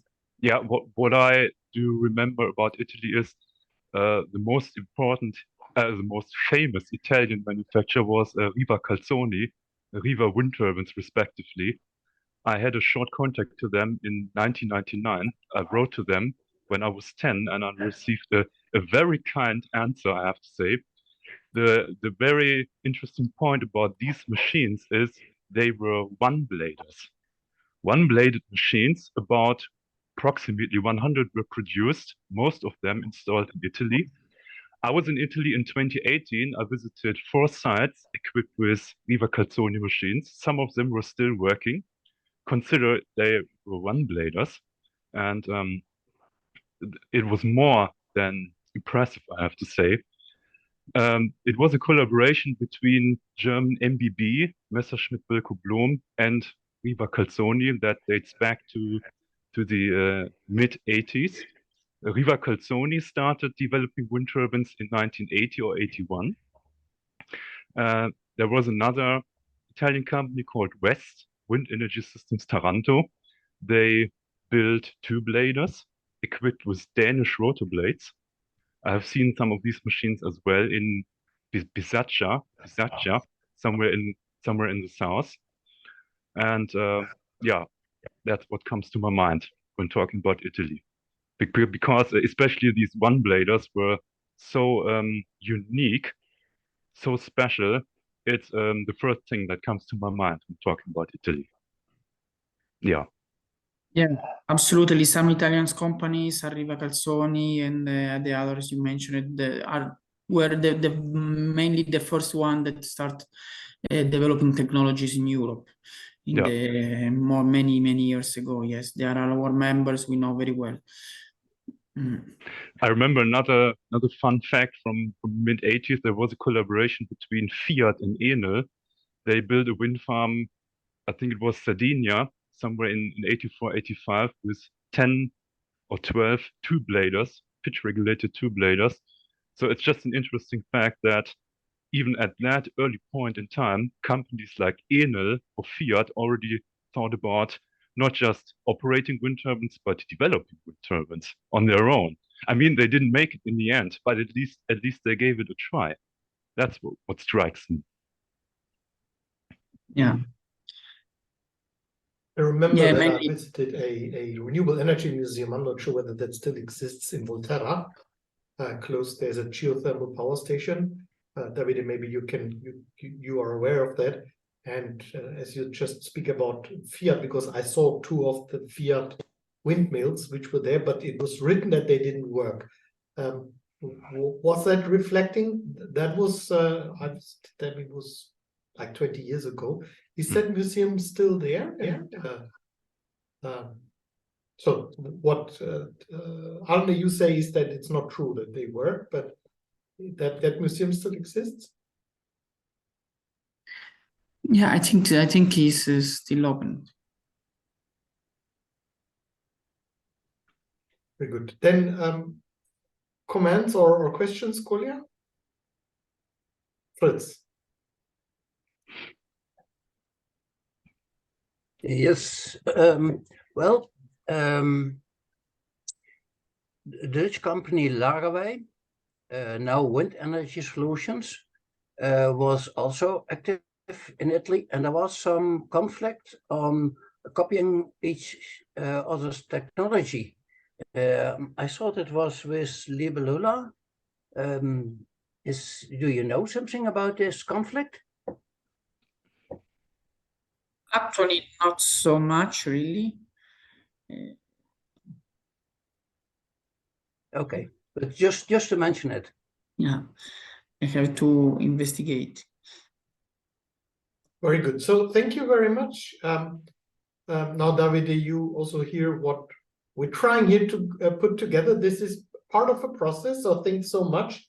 And yeah, if you have any other comments, questions, please feel free to raise your voice also later. Then we go further now to the north, and Frits, you've already kind of raised your voice, but like now to invite you to speak about the history and what were the first steps and how it developed in the Netherlands.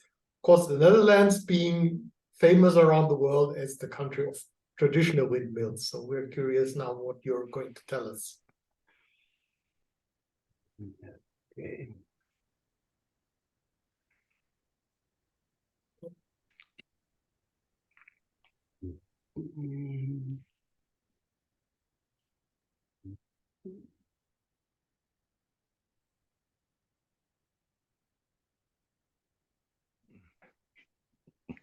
This is what, is it okay so? Yes, looks good, yeah. Okay. Well, I've tried to keep it short. Something about the history, the first wind turbines, and the development of wind technology, but is this very incomplete? 10 minutes.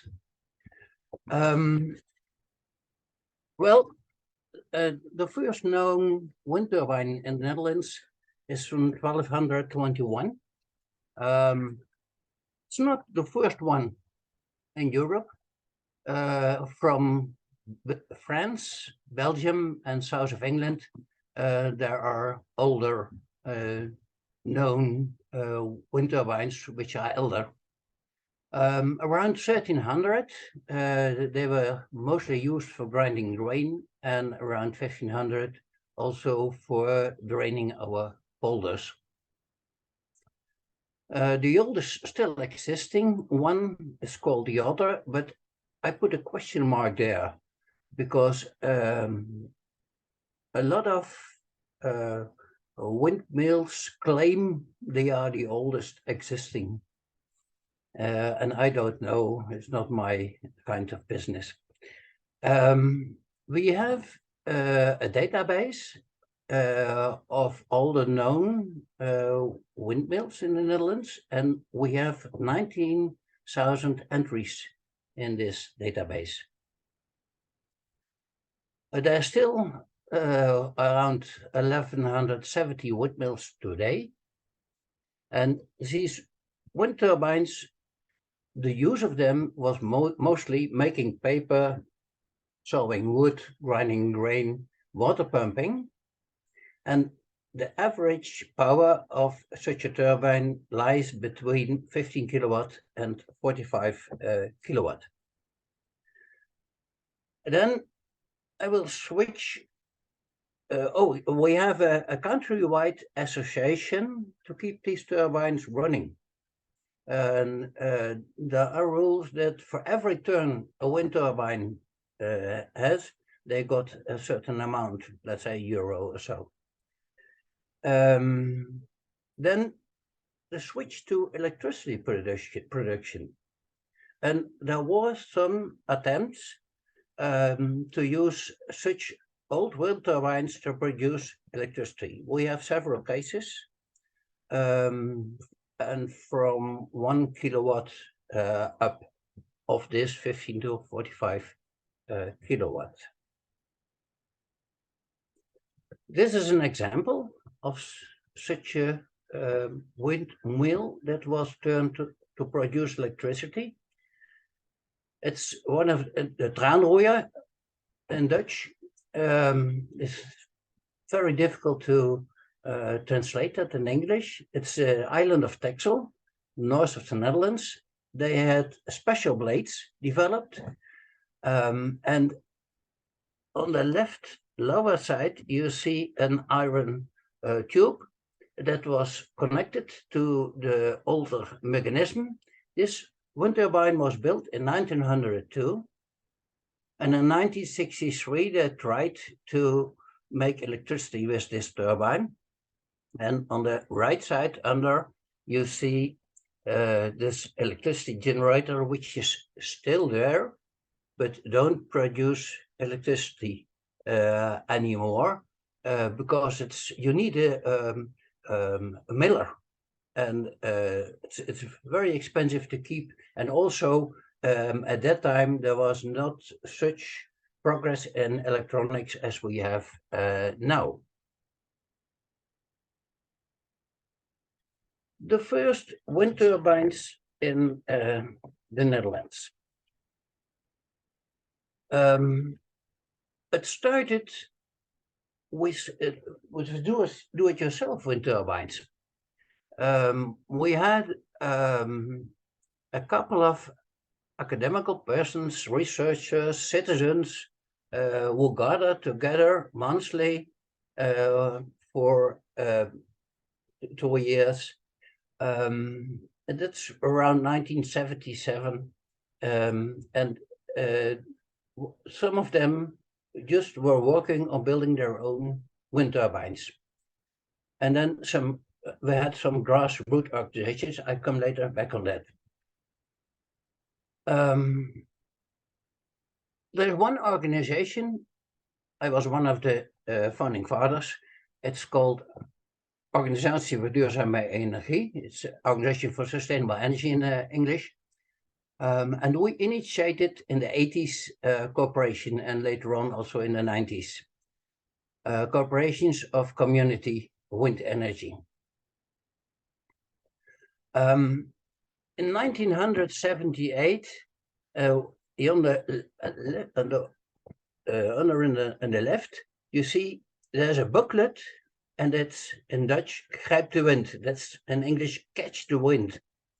1978, they brought from the university in Eindhoven, they brought this booklet. It is how to build a wind turbine with an old car dynamo. There were several reprints of this one. And De Kleine Aarde, it's in English, the Little Earth. It was an environmental education center. So that's one of the first. Later on, there was also a book from Chris Westra, and it's 35,000 copies of this book, How to Build a Wind Turbine, were sold, but nearly no turbine was built. Then another interesting history point is Energie Anders, that's energy different in English. Around 1985, an organization in the place Hoek van Holland in the west of the Netherlands.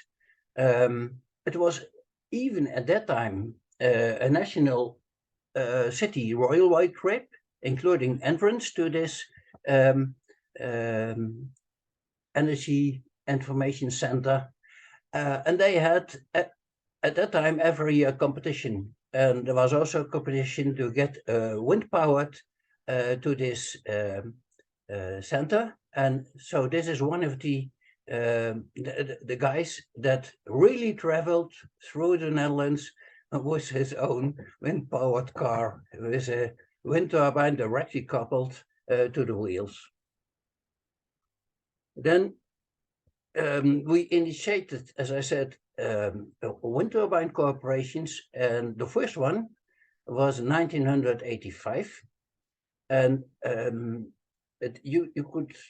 I can translate it as Association for Collective Ownership of a Wind Turbine in the province of Friesland.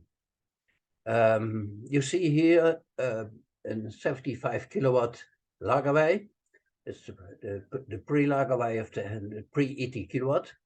And the message was when we have 100 citizens and every citizen gives 1,000 guilders at that time, we hadn't had euros at that time, then we have 100,000 guilders and we can buy such a turbine. If it's profitable or not, we have our own green energy. That was the first thing we had. You have 2 minutes left. Okay, then further on. Then this is how all the grassroots organizations get together. We started in 1979 with ODE, and we have the International Cooperation Alliance did the Renewable Energy Sources Corporation's part, and they also have in the Netherlands. Then we had also in 1992 an organization. You can say PAWEX, it's the private wind energy operators, farmers, citizens, and that was another organization that had an association to get power to the utilities. Yes. The Dutch government and university started in 1973. In 1976, there was a first national energy program to investigate the potential. Netherlands should be a global leader. The goal was 1,000 megawatt in 2000. In 1985, there was also a vision of 200,000 80 kilowatts Lagerwey. You can do the math to see what's for the Netherlands. In 1990, only 50 megawatts realized, and mostly by individuals, farmers, and corporations. Then the existing electricity regime was very strong, and the grassroots movement wanted to have it decentralized in community hands, but both designs give problems. And then they looked at the Danish movement that scaled up small wind, but they adopted that idea, but it was too late for the Dutch wind industry.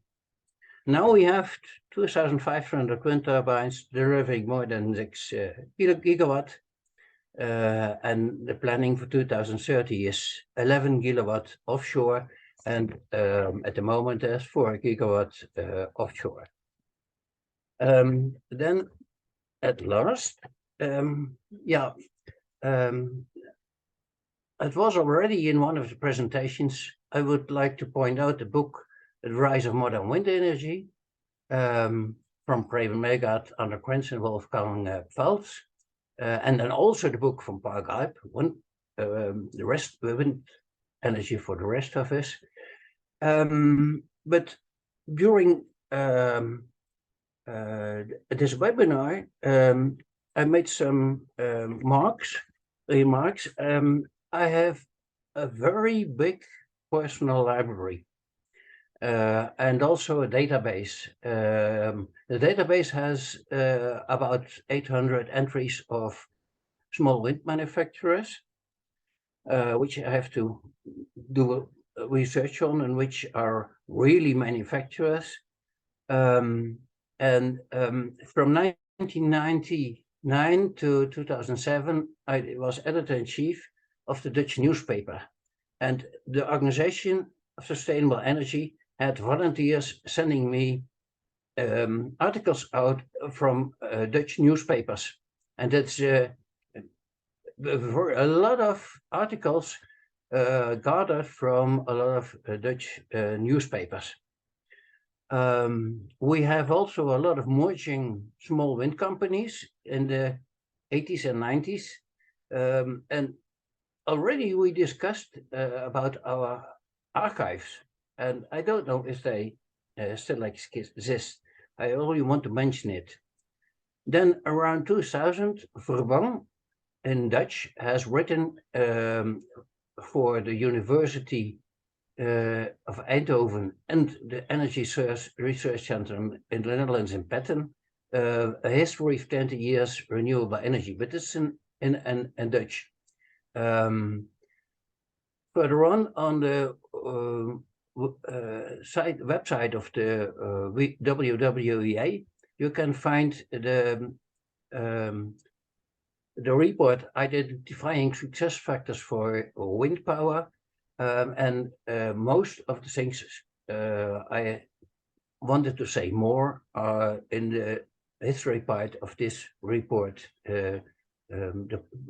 within the part of the Netherlands. Your time is over, Frits. Okay, then I stop. Thanks so much. That was a very good overview, starting with the really historic windmills.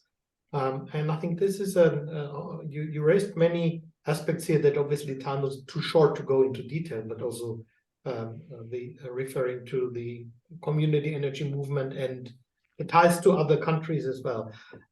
Certainly a lot to take notice at the moment, and I'm looking at again Kolya and Arne, whether there's any questions, anything to add from your end, any comments? Well, I have to say I do have a very close and intensive relation to the Netherlands. I've been to Holland for the first time in 1995 when I was 6 years old. The first wind farm I saw was a Windmaster wind farm in Lelystad, 35 turbines. I could make 1,000 comments on the history on the Netherlands, but I won't do that, of course. I don't want to steal you the show. What I can say is in the German Windpower Museum, we have some Dutch wind turbines. We have the very first Dutch Lagerweil that was installed in Germany back in 1982. We had a visit by Henk Lagerweil in 2018. A very kind man, I have to say, very interesting. We have Dutch Stork blades, several sets of Stork blades. Stork was a Dutch blade manufacturer from the 80s. It was later turned into an airpack. Airpack produced for all major wind turbine manufacturers in the world, for example, for Enercon and for others as well. And yeah, so we have even more Dutch stuff in our collection. But the history of the Netherlands is too big to make any special comments right now. But yeah, I think that's enough. It's way too big. It's way too big. Thank you. Kolya, you want to add 1-2 sentences maybe, because I'm looking at the time and I know that we should try to. No, I'm good on this one. Thank you. So thank you very much, Frits. You wanted that? Peter. Peter, please. Stefan, hello. I just want to check if I can, is the history of the use of windmills relevant, or is it only the wind turbine development which you want to have recorded?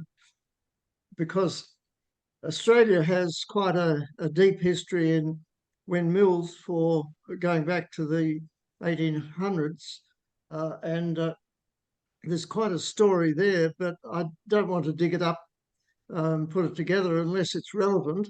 We do have, as I mentioned at the last, the first one meeting that we had, quite a history of wind in Australia, and that can be put in writing at some future time if relevant. But I did just want to check on that, because there's quite a lot of history of windmills being used particularly for pumping water, but also for several other purposes. So Kolya, you want to briefly answer that?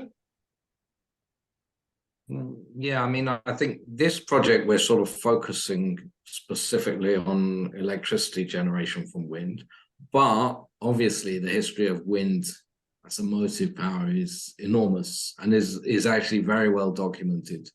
The Mills Archive, unfortunately, Liz is not here. The Mills Archive has many collections related to wind and water mills for more traditional uses. And certainly, I think, if you'd be interested to contact them about that, they'd be very interested to hear what you have to say on that. I think that, they're in a good position to both to take in collections potentially, and also they know other institutions in different countries who are working on building documentation of those. So, I mean, it's obviously totally essential as a historical record, even if it's a different chapter. Yes, thank you. I think that was the answer was more or less clear. Here, what we try primarily focus on wind power, but of course, that related to that, and you can kind of avoid that. There are organizations dealing with the whole range. I'm looking at the time, and I know, especially Kolya, in your interest, let's go to the next speaker. And one further question. Sorry, Peter. One further question. Was the presentation which I gave somewhat limited at the first session recorded or not? Because if it was not, I can do it again at some time to put it together, but I don't want to do it if it's already there. Yes, it's been recorded and it's not publicly available, but those who have the link can access that on our YouTube channel. We'll do the same with this session here. We will make it available for those who know the link. That is the people who are participating, but it's not publicly available. Yeah. Yes. Gadi. Just to mention, I looked and found the presentation sent by and presented by Professor Aviv Rosen, specifically on the activities related to wind energy on the 1950s. So that could be in addition to what I wrote. So Stefan, you have it. Okay, then let's go to our next speaker. Again, thanks, Frits, for sharing us the Dutch experience and history, and you're part of a lot of that history. Now we have another person who has been part of the history of the development in Spain, or we ask you to speak about the Iberian Peninsula. Josep Puig. Pep, it's my pleasure to have you here with us. You're based in Catalonia, in Barcelona. I know that that's been an important part of modern wind power development, but floor is yours to tell us more about the developments. Thank you, Stefan. I will try to share my screen. You can see it? Yes. Well, thank you very much for inviting me to share my personal experience in the world of wind technology, in which I got involved in the mid-70s. I will focus my intervention in the work we have done in Catalonia since then. I cannot change the screen.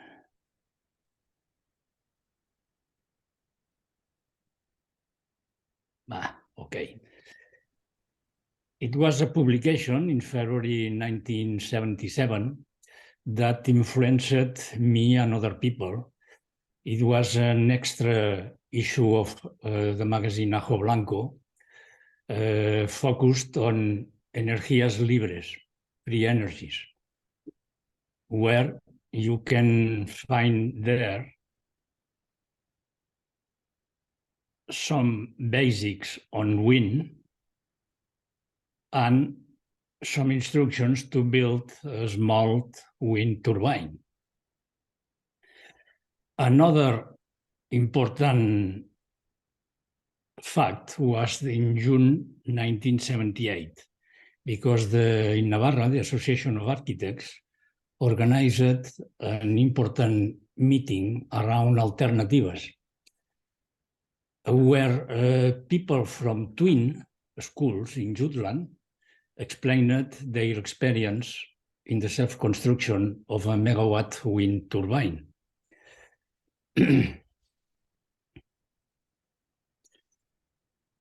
Also, in this year,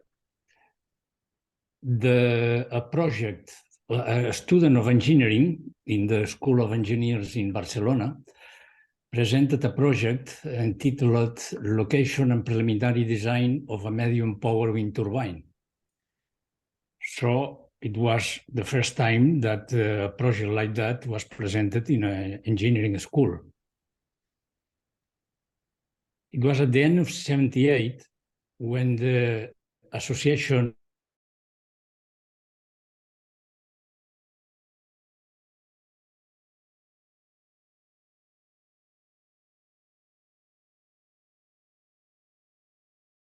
it was a subcommission of a subcommittee around wind. And that subcommission, I served many years as coordinator.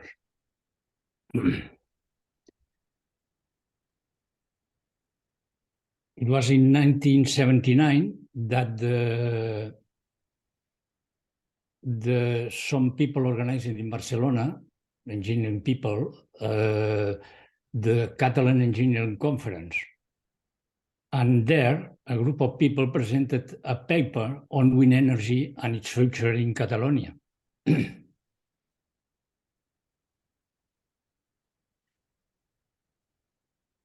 In 1980, the subcommission of wind energy in the Engineering Association organized the first event on wind, the first conference on wind energy in Barcelona. They have invited the French engineer, Lucien Romani, who had designed an 800 kilowatts wind turbine that operated during 6 years between 1956 and 1963. Also, we invited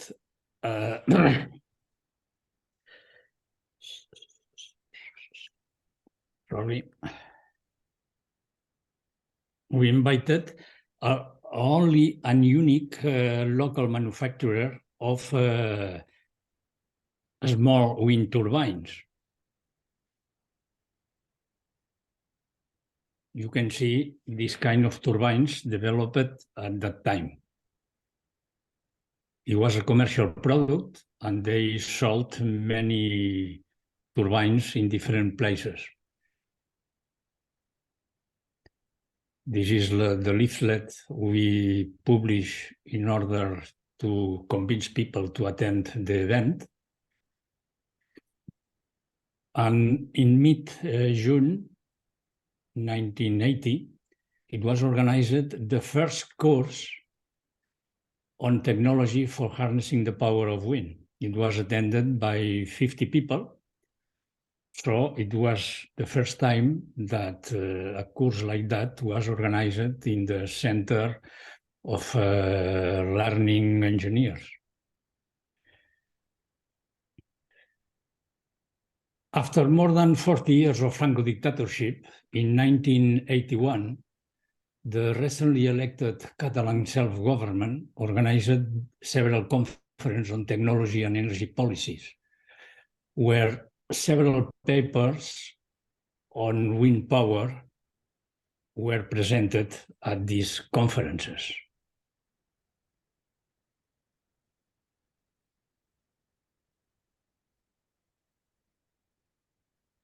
It was in autumn 1980 when a group of people started to work in order to create a cooperative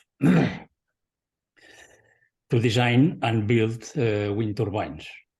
This cooperative was named Ecotecnia and was officially starting operation in 2nd April 1981. It was the culmination of a long process of the debating about energy, technology, and society. The In the fall of 1981, it was organized in Europe a study tour to the USA. And I had the opportunity to go in this tour where we visited the NASA Lewis Research Center in Cleveland, where the first 100 kilowatts machine were built. Also, the small wind turbine test facility in Rocky Flats, the 3 turbines of 2.5 megawatts, the Mod 2, installed in the Washington state, the 3 megawatts Bendix wind turbine and 500 vertical axis wind turbine installed in San Gorgonio Pass in California. So we had a lot of opportunities to learn about these big experiences that were not quite successful at that time. What was the founding mission of Ecotechnia? It was to give more autonomy to workers and users, to better use of local resources and more respect for the environment, and also to design technology to generate electricity by the wind.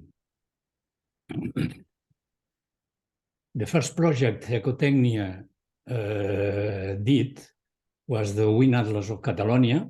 We collaborate with the governmental proposal to try to know what was the wind resources in Catalonia. Also, working in the field, identifying windy locations, and also learning from the Danish experience. That's why the people of Ecotechnia traveled several times to Denmark, that was starting at that time developing wind technology. It was in September 1982 that I had the opportunity to present my PhD thesis about the future of wind energy in Catalonia. It was entitled A Contribution to the Quantification of Wind Power and a Proposal for the Introduction of its Use. In this thesis, I realized a census of existing wind turbines in Catalonia. Many of them already not useful because were for pumping water and abandoned, etc., etc. But we localized almost 700 wind turbines in Catalonia. You have 2 minutes left. Okay. At the end, in March 1984, it was inaugurated the prototype wind turbine, Ecotechnia 1215, designed and built by the cooperative. It was published in the Wind Directions. And also the problem that the first step has been taken, but then came the most difficult part, moving from the prototype to the commercial wind turbine. This means building, selling wind turbines in a market that at that time didn't exist. And step by step, the first wind farms were erected in many places of Spain, and also some private users decided to use wind turbines for private use. The technology continued to develop, and the wind turbines started to grow. So the first 10 megawatts wind farm was built in Tarifa with the prototype 250 kilowatts each turbine. And also, Ecotechnia didn't forget the task of promotion and dissemination. This is the Earth Fair in 2000, where a 750 kilowatts turbine was exhibited in the public park in Barcelona. In 2001, Ecotechnia was awarded with the Paul Lacour Prize. Here you can see the 8 people that founded Ecotechnia. And the progress Ecotechnia did were from 30 kilowatts to 3 megawatts. You can see the category of these turbines built, and also the results. You can see in this table the list of power installed in different countries.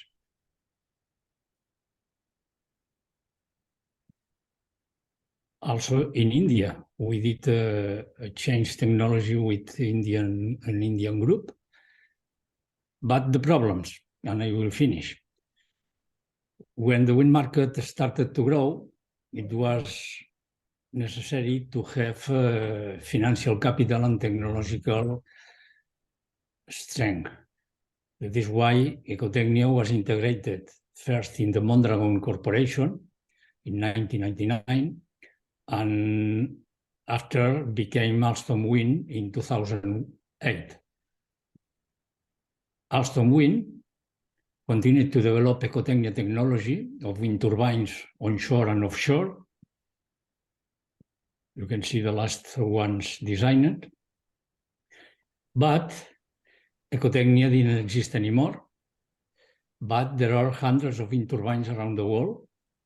Alstom Wind was bought by General Electric in 2014. Your and time is over. Electric discontinued Ecotechnia's technology, but continues to develop offshore wind. So Ecotechnia headquarters in Barcelona today is General Electric Wind Technology Center. Now, the first machines Ecotechnia designed are in the National Museum of Science and Technology in Terrassa. And what is the heritage of Ecotechnia?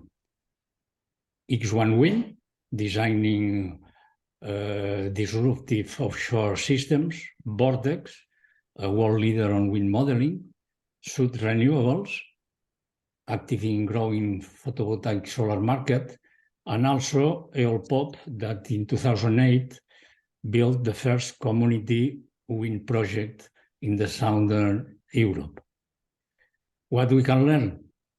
If you want to be active in the global wind market, you need to be strong.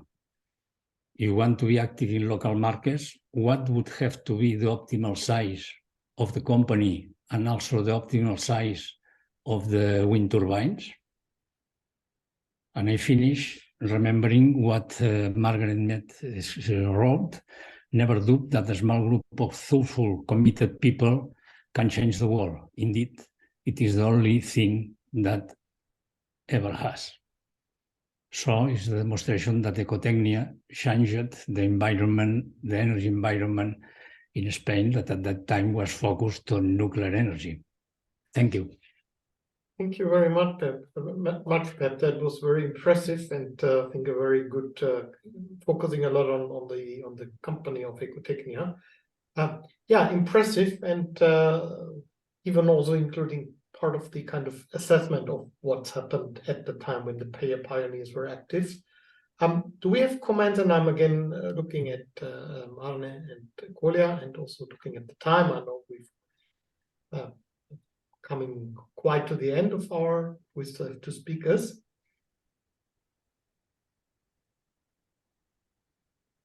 So there is, Arne, if you may. Yeah, I had a short personal contact to Ecotechnia back in early '99. I wrote to them requesting information material, just like I did with Eva Calzoni, and I received a very kind answer. They answered in German, which I didn't expect at the time. So I was quite impressed by this. In 2015 and in 2018, I made 2 big trips to Spain, and I've seen and photographed hundreds of Ecotechnias, almost all models, from the 15 kilowatt to 3 megawatt. And I can confirm the quality of these machines. They were really well made, and they're still operating after all this time. So, even in Germany or in Denmark, Ecotechnia is a well-known name, though they didn't export to these countries. And But on the other hand, I have to say Ecotecnia was not the only one. There were other companies in Spain as well, like Desarrollos, Made, GESA, Bornai, AAWP, Abengoa Windpower, which was related to American Canatech, Cenemesa, which was related to American Flowwind, and many others. But Ecotecnia has, as far as I know, survived all these companies and remained for the longest time in Spain. Unfortunately, they're gone, but they were really quite good, I have to say. I saw it myself. Yeah, thank you, Arne. I'd say with this, thanks a lot, Pep, for your intervention and with this specific focus, also showing us that Spain started quite early. Now let's go to another Spanish-speaking country, but now we're leaving Europe. We go to South America, to Argentina. And now it's a pleasure to welcome Hector Pagani from the Argentine Wind Energy Association. Argentina is one of the leading countries in South America.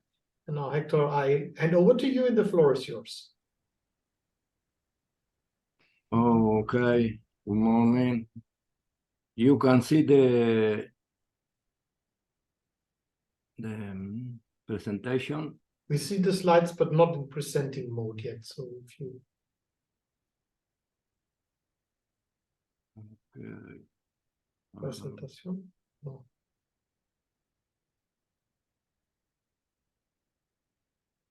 Yeah. Okay. Yeah, perfect.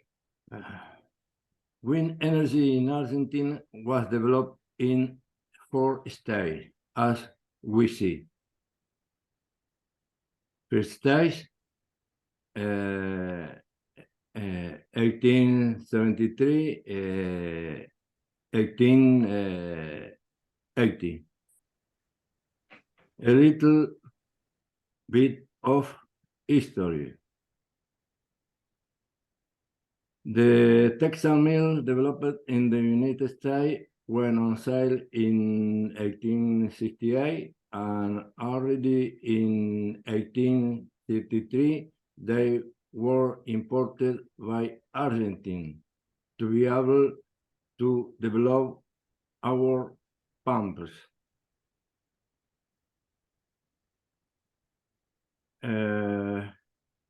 In wind charger in 1930, wind charger appeared used to charge battery and to be able to listen to the radio and be in contact with the environment. The second stage. In 1985, under the presidency of Dr. Raúl Alfonsín, the Regional Wind Energy Center was created, which under the direction of Dr. Hector Matthew, who together with Dr. Erico Spinadel are the 2 references that each from their place start the generation eoeléctrica. Thus, in 1990, the first wind farm was inaugurated in Rio Mayo, Chubut province. They could look at the curriculum vitae of each of the 10 and 10 read them calmly. The first wind farm in Argentina were developed thanks to Dr. Hector Matthew, being director of CRI, author of the first Argentina wind map, publication of notion of wind energy, promoter of the first course of maintenance of wind farm, evaluation of the wind source, wind potential of Argentina, and various documents at national and international level. Dr. Erico Spinadel, at the beginning of the installation of wind turbine in Argentina, he participated in the development of the first wind farm in Rio Mayo, obtained the German El Dorado program for the Pico Truncado wind farm, since 1996, one of the founder and president of the Argentine Wind Energy Association until his death. Germany, El Dorado plan, 65% financing, 35% cooperative. Electric cooperative, entrepreneur in the development of wind energy in the country. First project in wind electric generator, Parque Eólico Río Mayo, call for attention, interested in the wind power market. In this image, we can see in the timeline how the wind farm developed. Wind map to 2001. 1996, creation of the Argentinian wind energy. Objective and task, development, action for the development the wind energy in Argentina.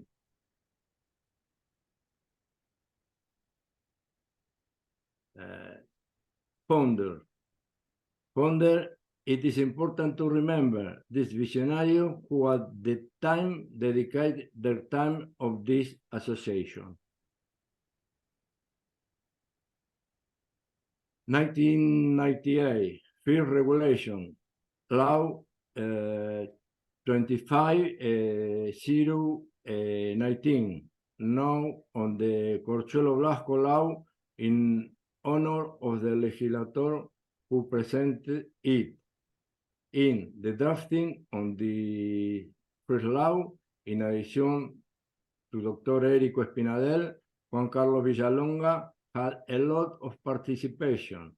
Today, he is former national deputy and defender of renewable energy. Third stage, Law 25-019 was vetoed by President Dr. Carlos Menem. Banned item, subside, the ferret of VAT. As the first month, the National Senate, pardon, of the law within the incorporation of side article, regulate in 1999. Only in 2001 what is operational in accordance with Resolution 113-01.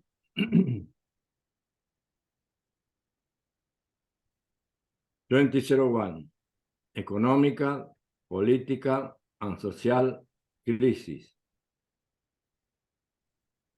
The lack of the adequate preventive maintenance of the wind turbine due to the impossibility of the importing spare part due to the valuation were the main cause of equipment breakage and the cessation of operation.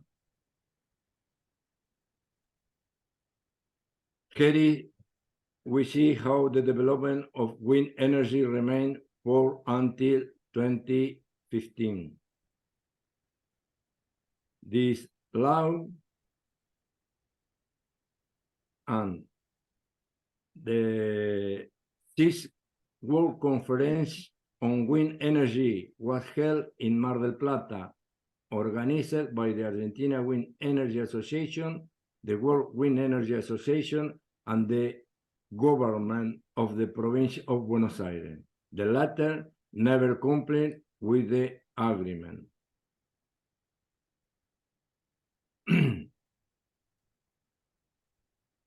This resolution difficulty for financing both locally and internationally, lack of legal certainty.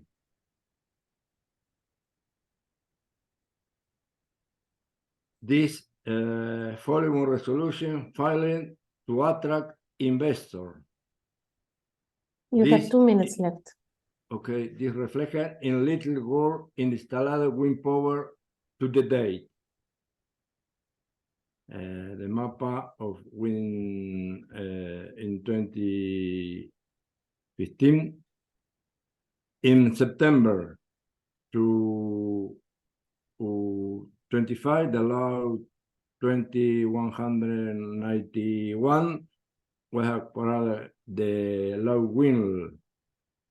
This law transfer the commitment of the contribution of the 8% of renewable energy sources to December 2016 and 20% to 2025. In this time, only 1.8% as covered. 4 states. Sebastian King and the time on the Secretary of the Renewable Energy of the Ministry of Energy and Mining of the Nation. It was possible to give the necessary impulse to renewable energy with the predictability and guarantee did not exist until then. Argentine Renewable Energy Program has in turn been distinguished in 2018 as a successful process in the structuring of energy projects.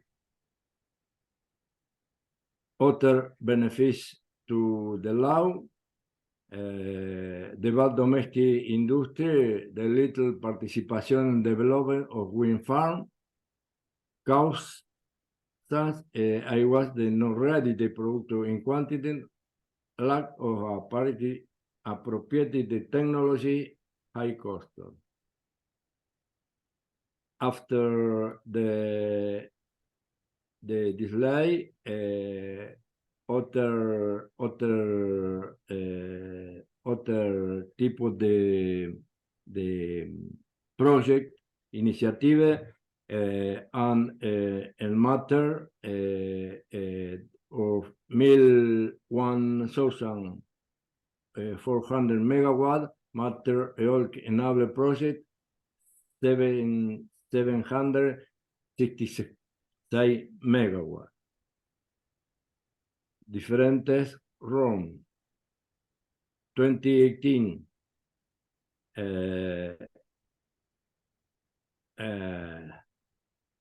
problem with dispatch the energy. The 24 project, the wind farm in 1,266 megawatt, the power will be not built. To stage the new project with 257 megawatt in wind farm and 150 megawatt in 2 wind farm. This is the installed power technology, the renewable distribution of technology, and the wind technology is 80% of the renewable power. Distribution, and now we have the 3,386 megawatt in project up to December 3,694 megawatt. Your time is over. Okay, for finish, now today Argentina have the transporter and have 3 solutions.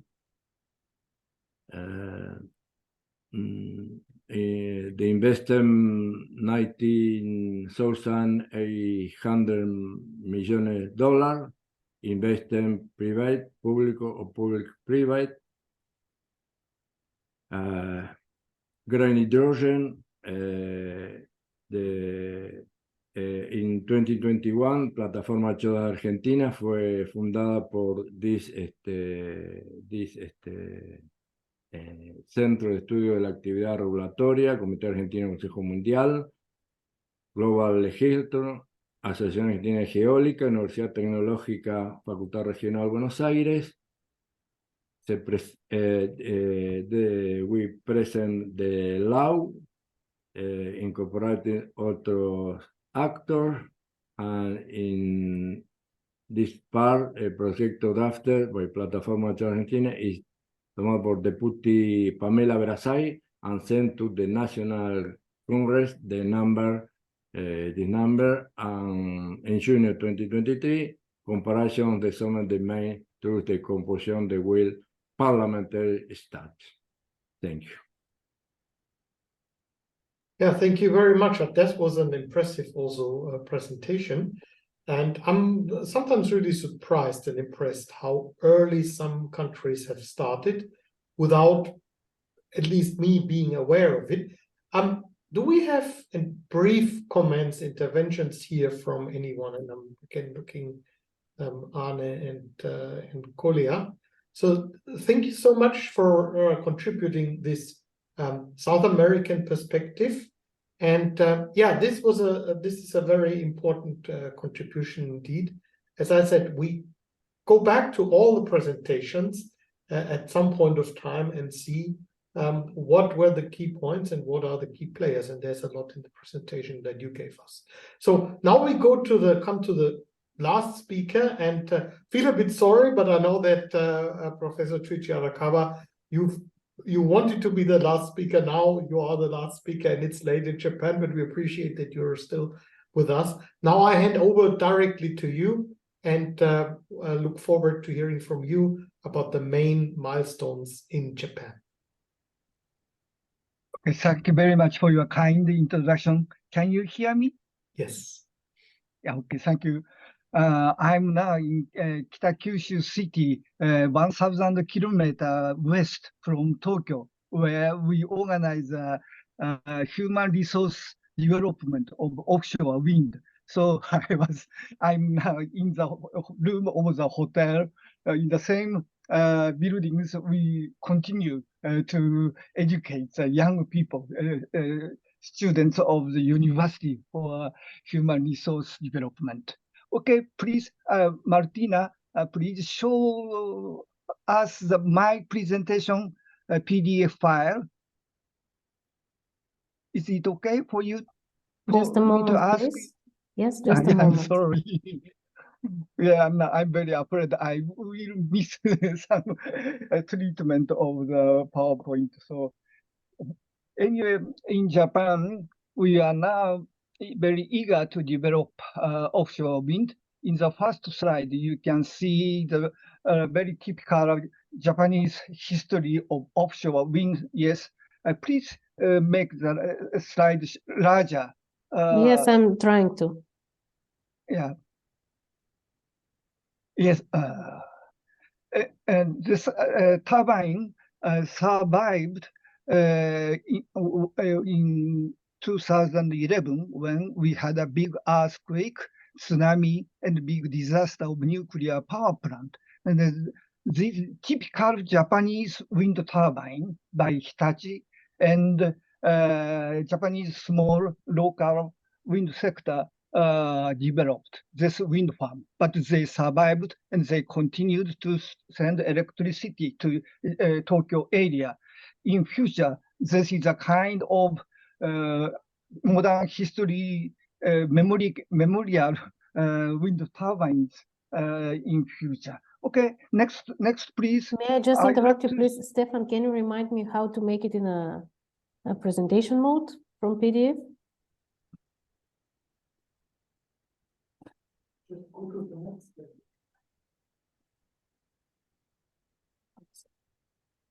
Yes, I continue. Anyway, the installed capacity trend of Japan is very small, as you may know well. This is a historical view in the last 30 years, but unit is only megawatt and something like that, not gigawatt. Very small, amount of capacity for wind power in Japan. Next, please. Next, please. And now our position is around 22nd position in the world, something like that. Anyway, we are little small country now of wind power, but please go to the next slide. We have a big history of the wind, modern, not modern, but anyway, windmill history. This is the first wind turbine in Japan, so-called Yamada windmill.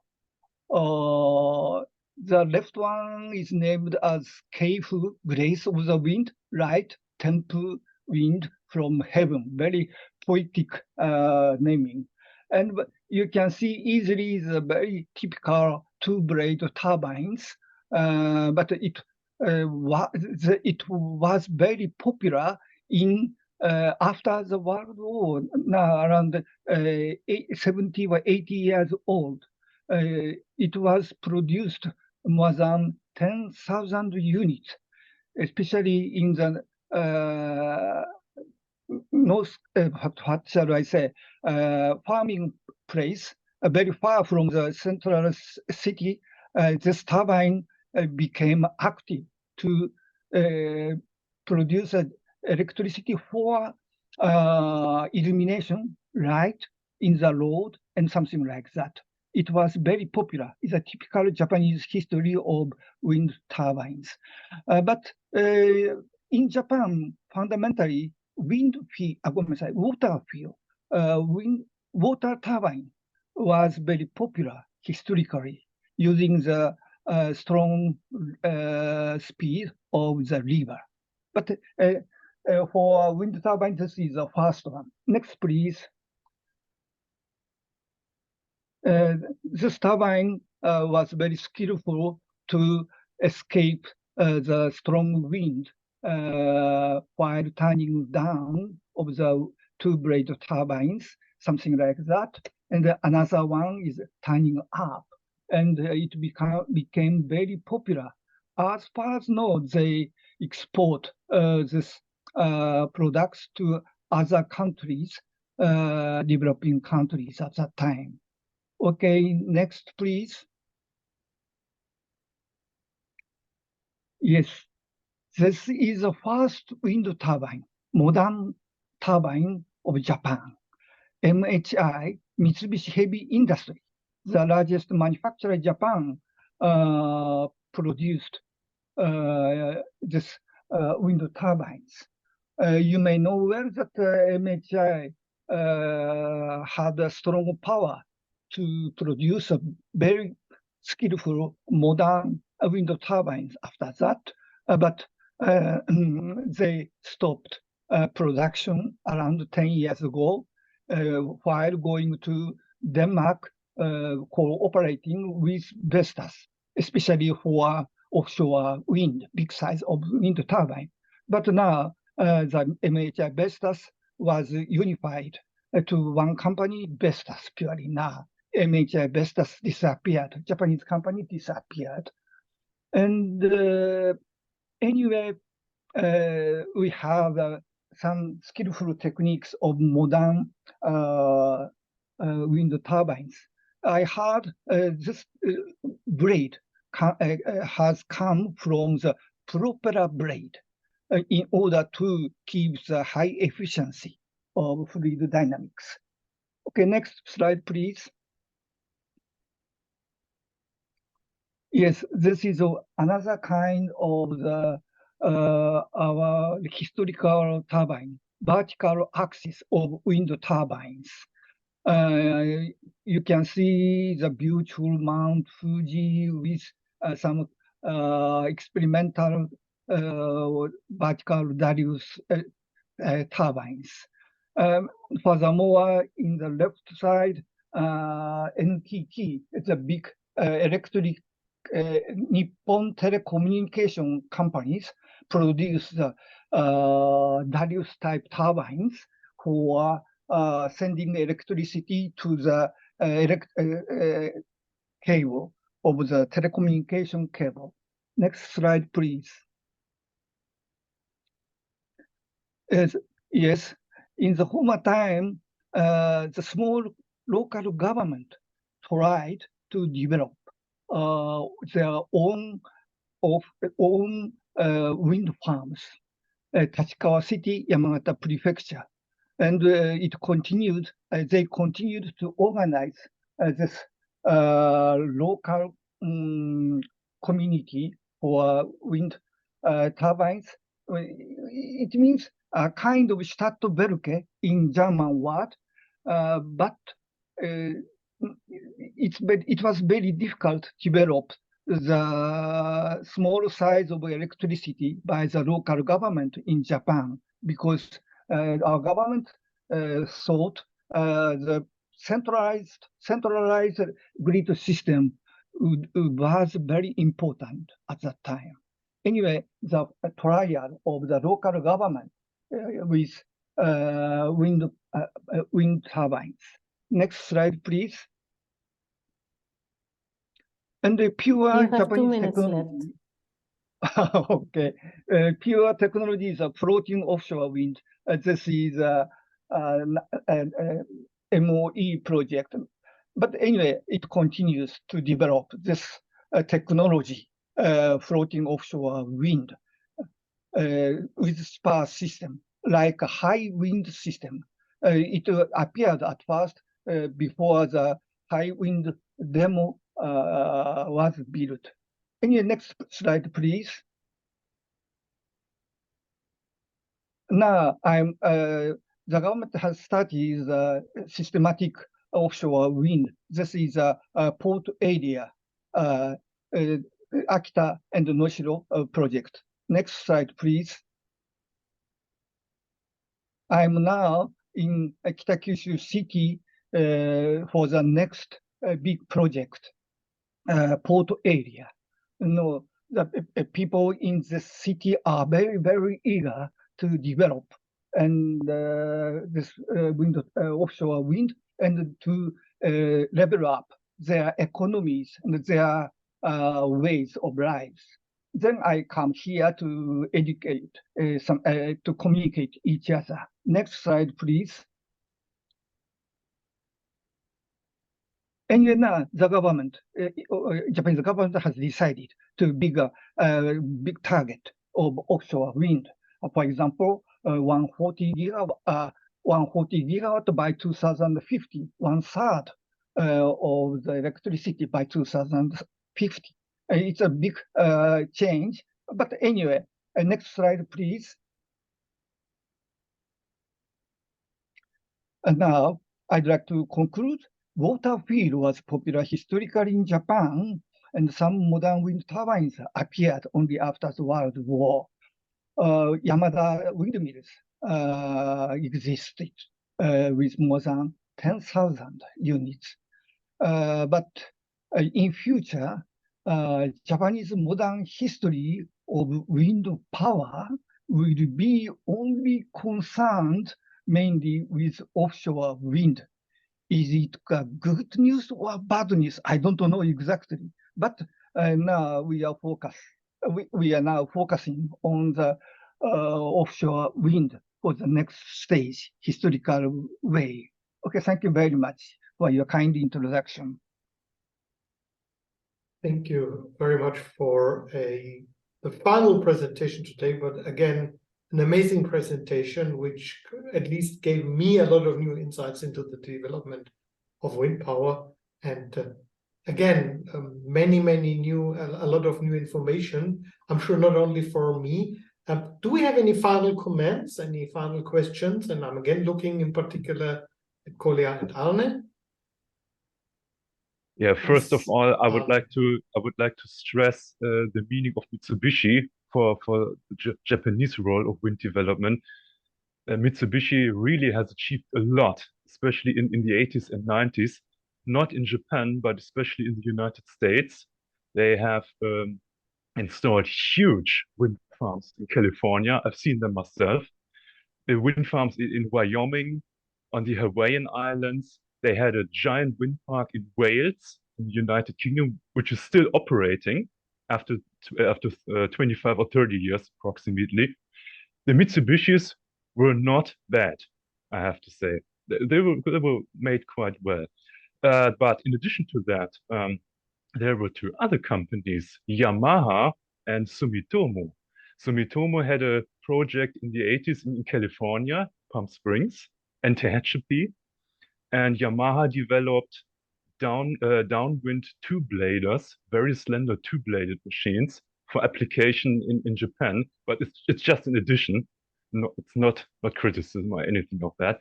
There was a 450 kilowatt prototype for Mitsubishi in northern Germany in the mid-90s. It was a 450 kilowatt machine. It operated until 2011 or 2012. Yeah, that's what comes to my mind thinking of Japan. Yeah, thank you very much for your kind comment. Yes, our turbines by Mitsubishi were very popular only in USA, not in Japan. Yeah. Our government didn't like to accept the renewable energy at that time. That's why MHI at the time, all of their products to USA. It's very pity. Thank you. And another fun fact that I just saw, that first wind farm that you introduced to us, these three wind turbines on lattice towers, the first wind farm in Japan, it was actually built by United States Wind Power, US Wind Power Kenetech. So there was a link between Japan and the US for some time. I didn't know the fact. I'm a newcomer. Yeah, that wind farm that you just introduced to us, these three wind turbines on lattice towers, these are downwind machines, and they were built by US Wind Power, Kenetech, which was a giant company in the 80s and 90s. Just a fun fact, a side fact. Okay, thank you very much. Yeah, sure. So thank you very much.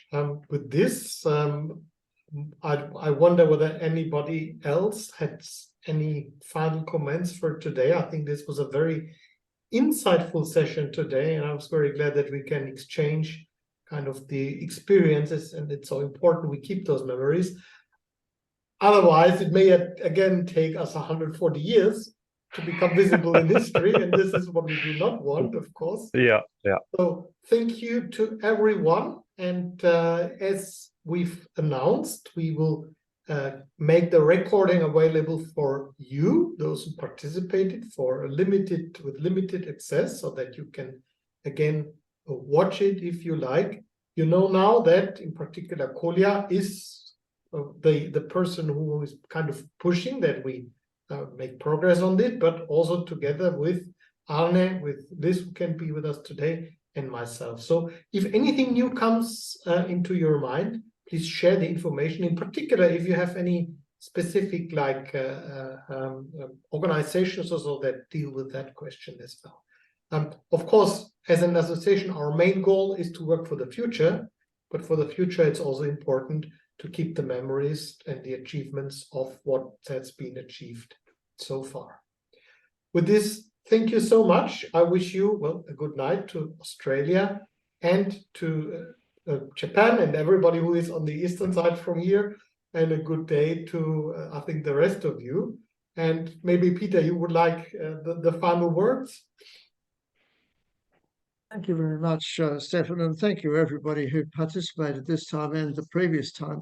It seems to me that we can, through the WWEA, provide a lot of information, but also contacts for others who may have records. And I now understand more clearly that it is the archives, the records, that are an important part of this whole exercise, and identifying where they are and how they can be exercised. So that I suggest is one of the things which can perhaps be done by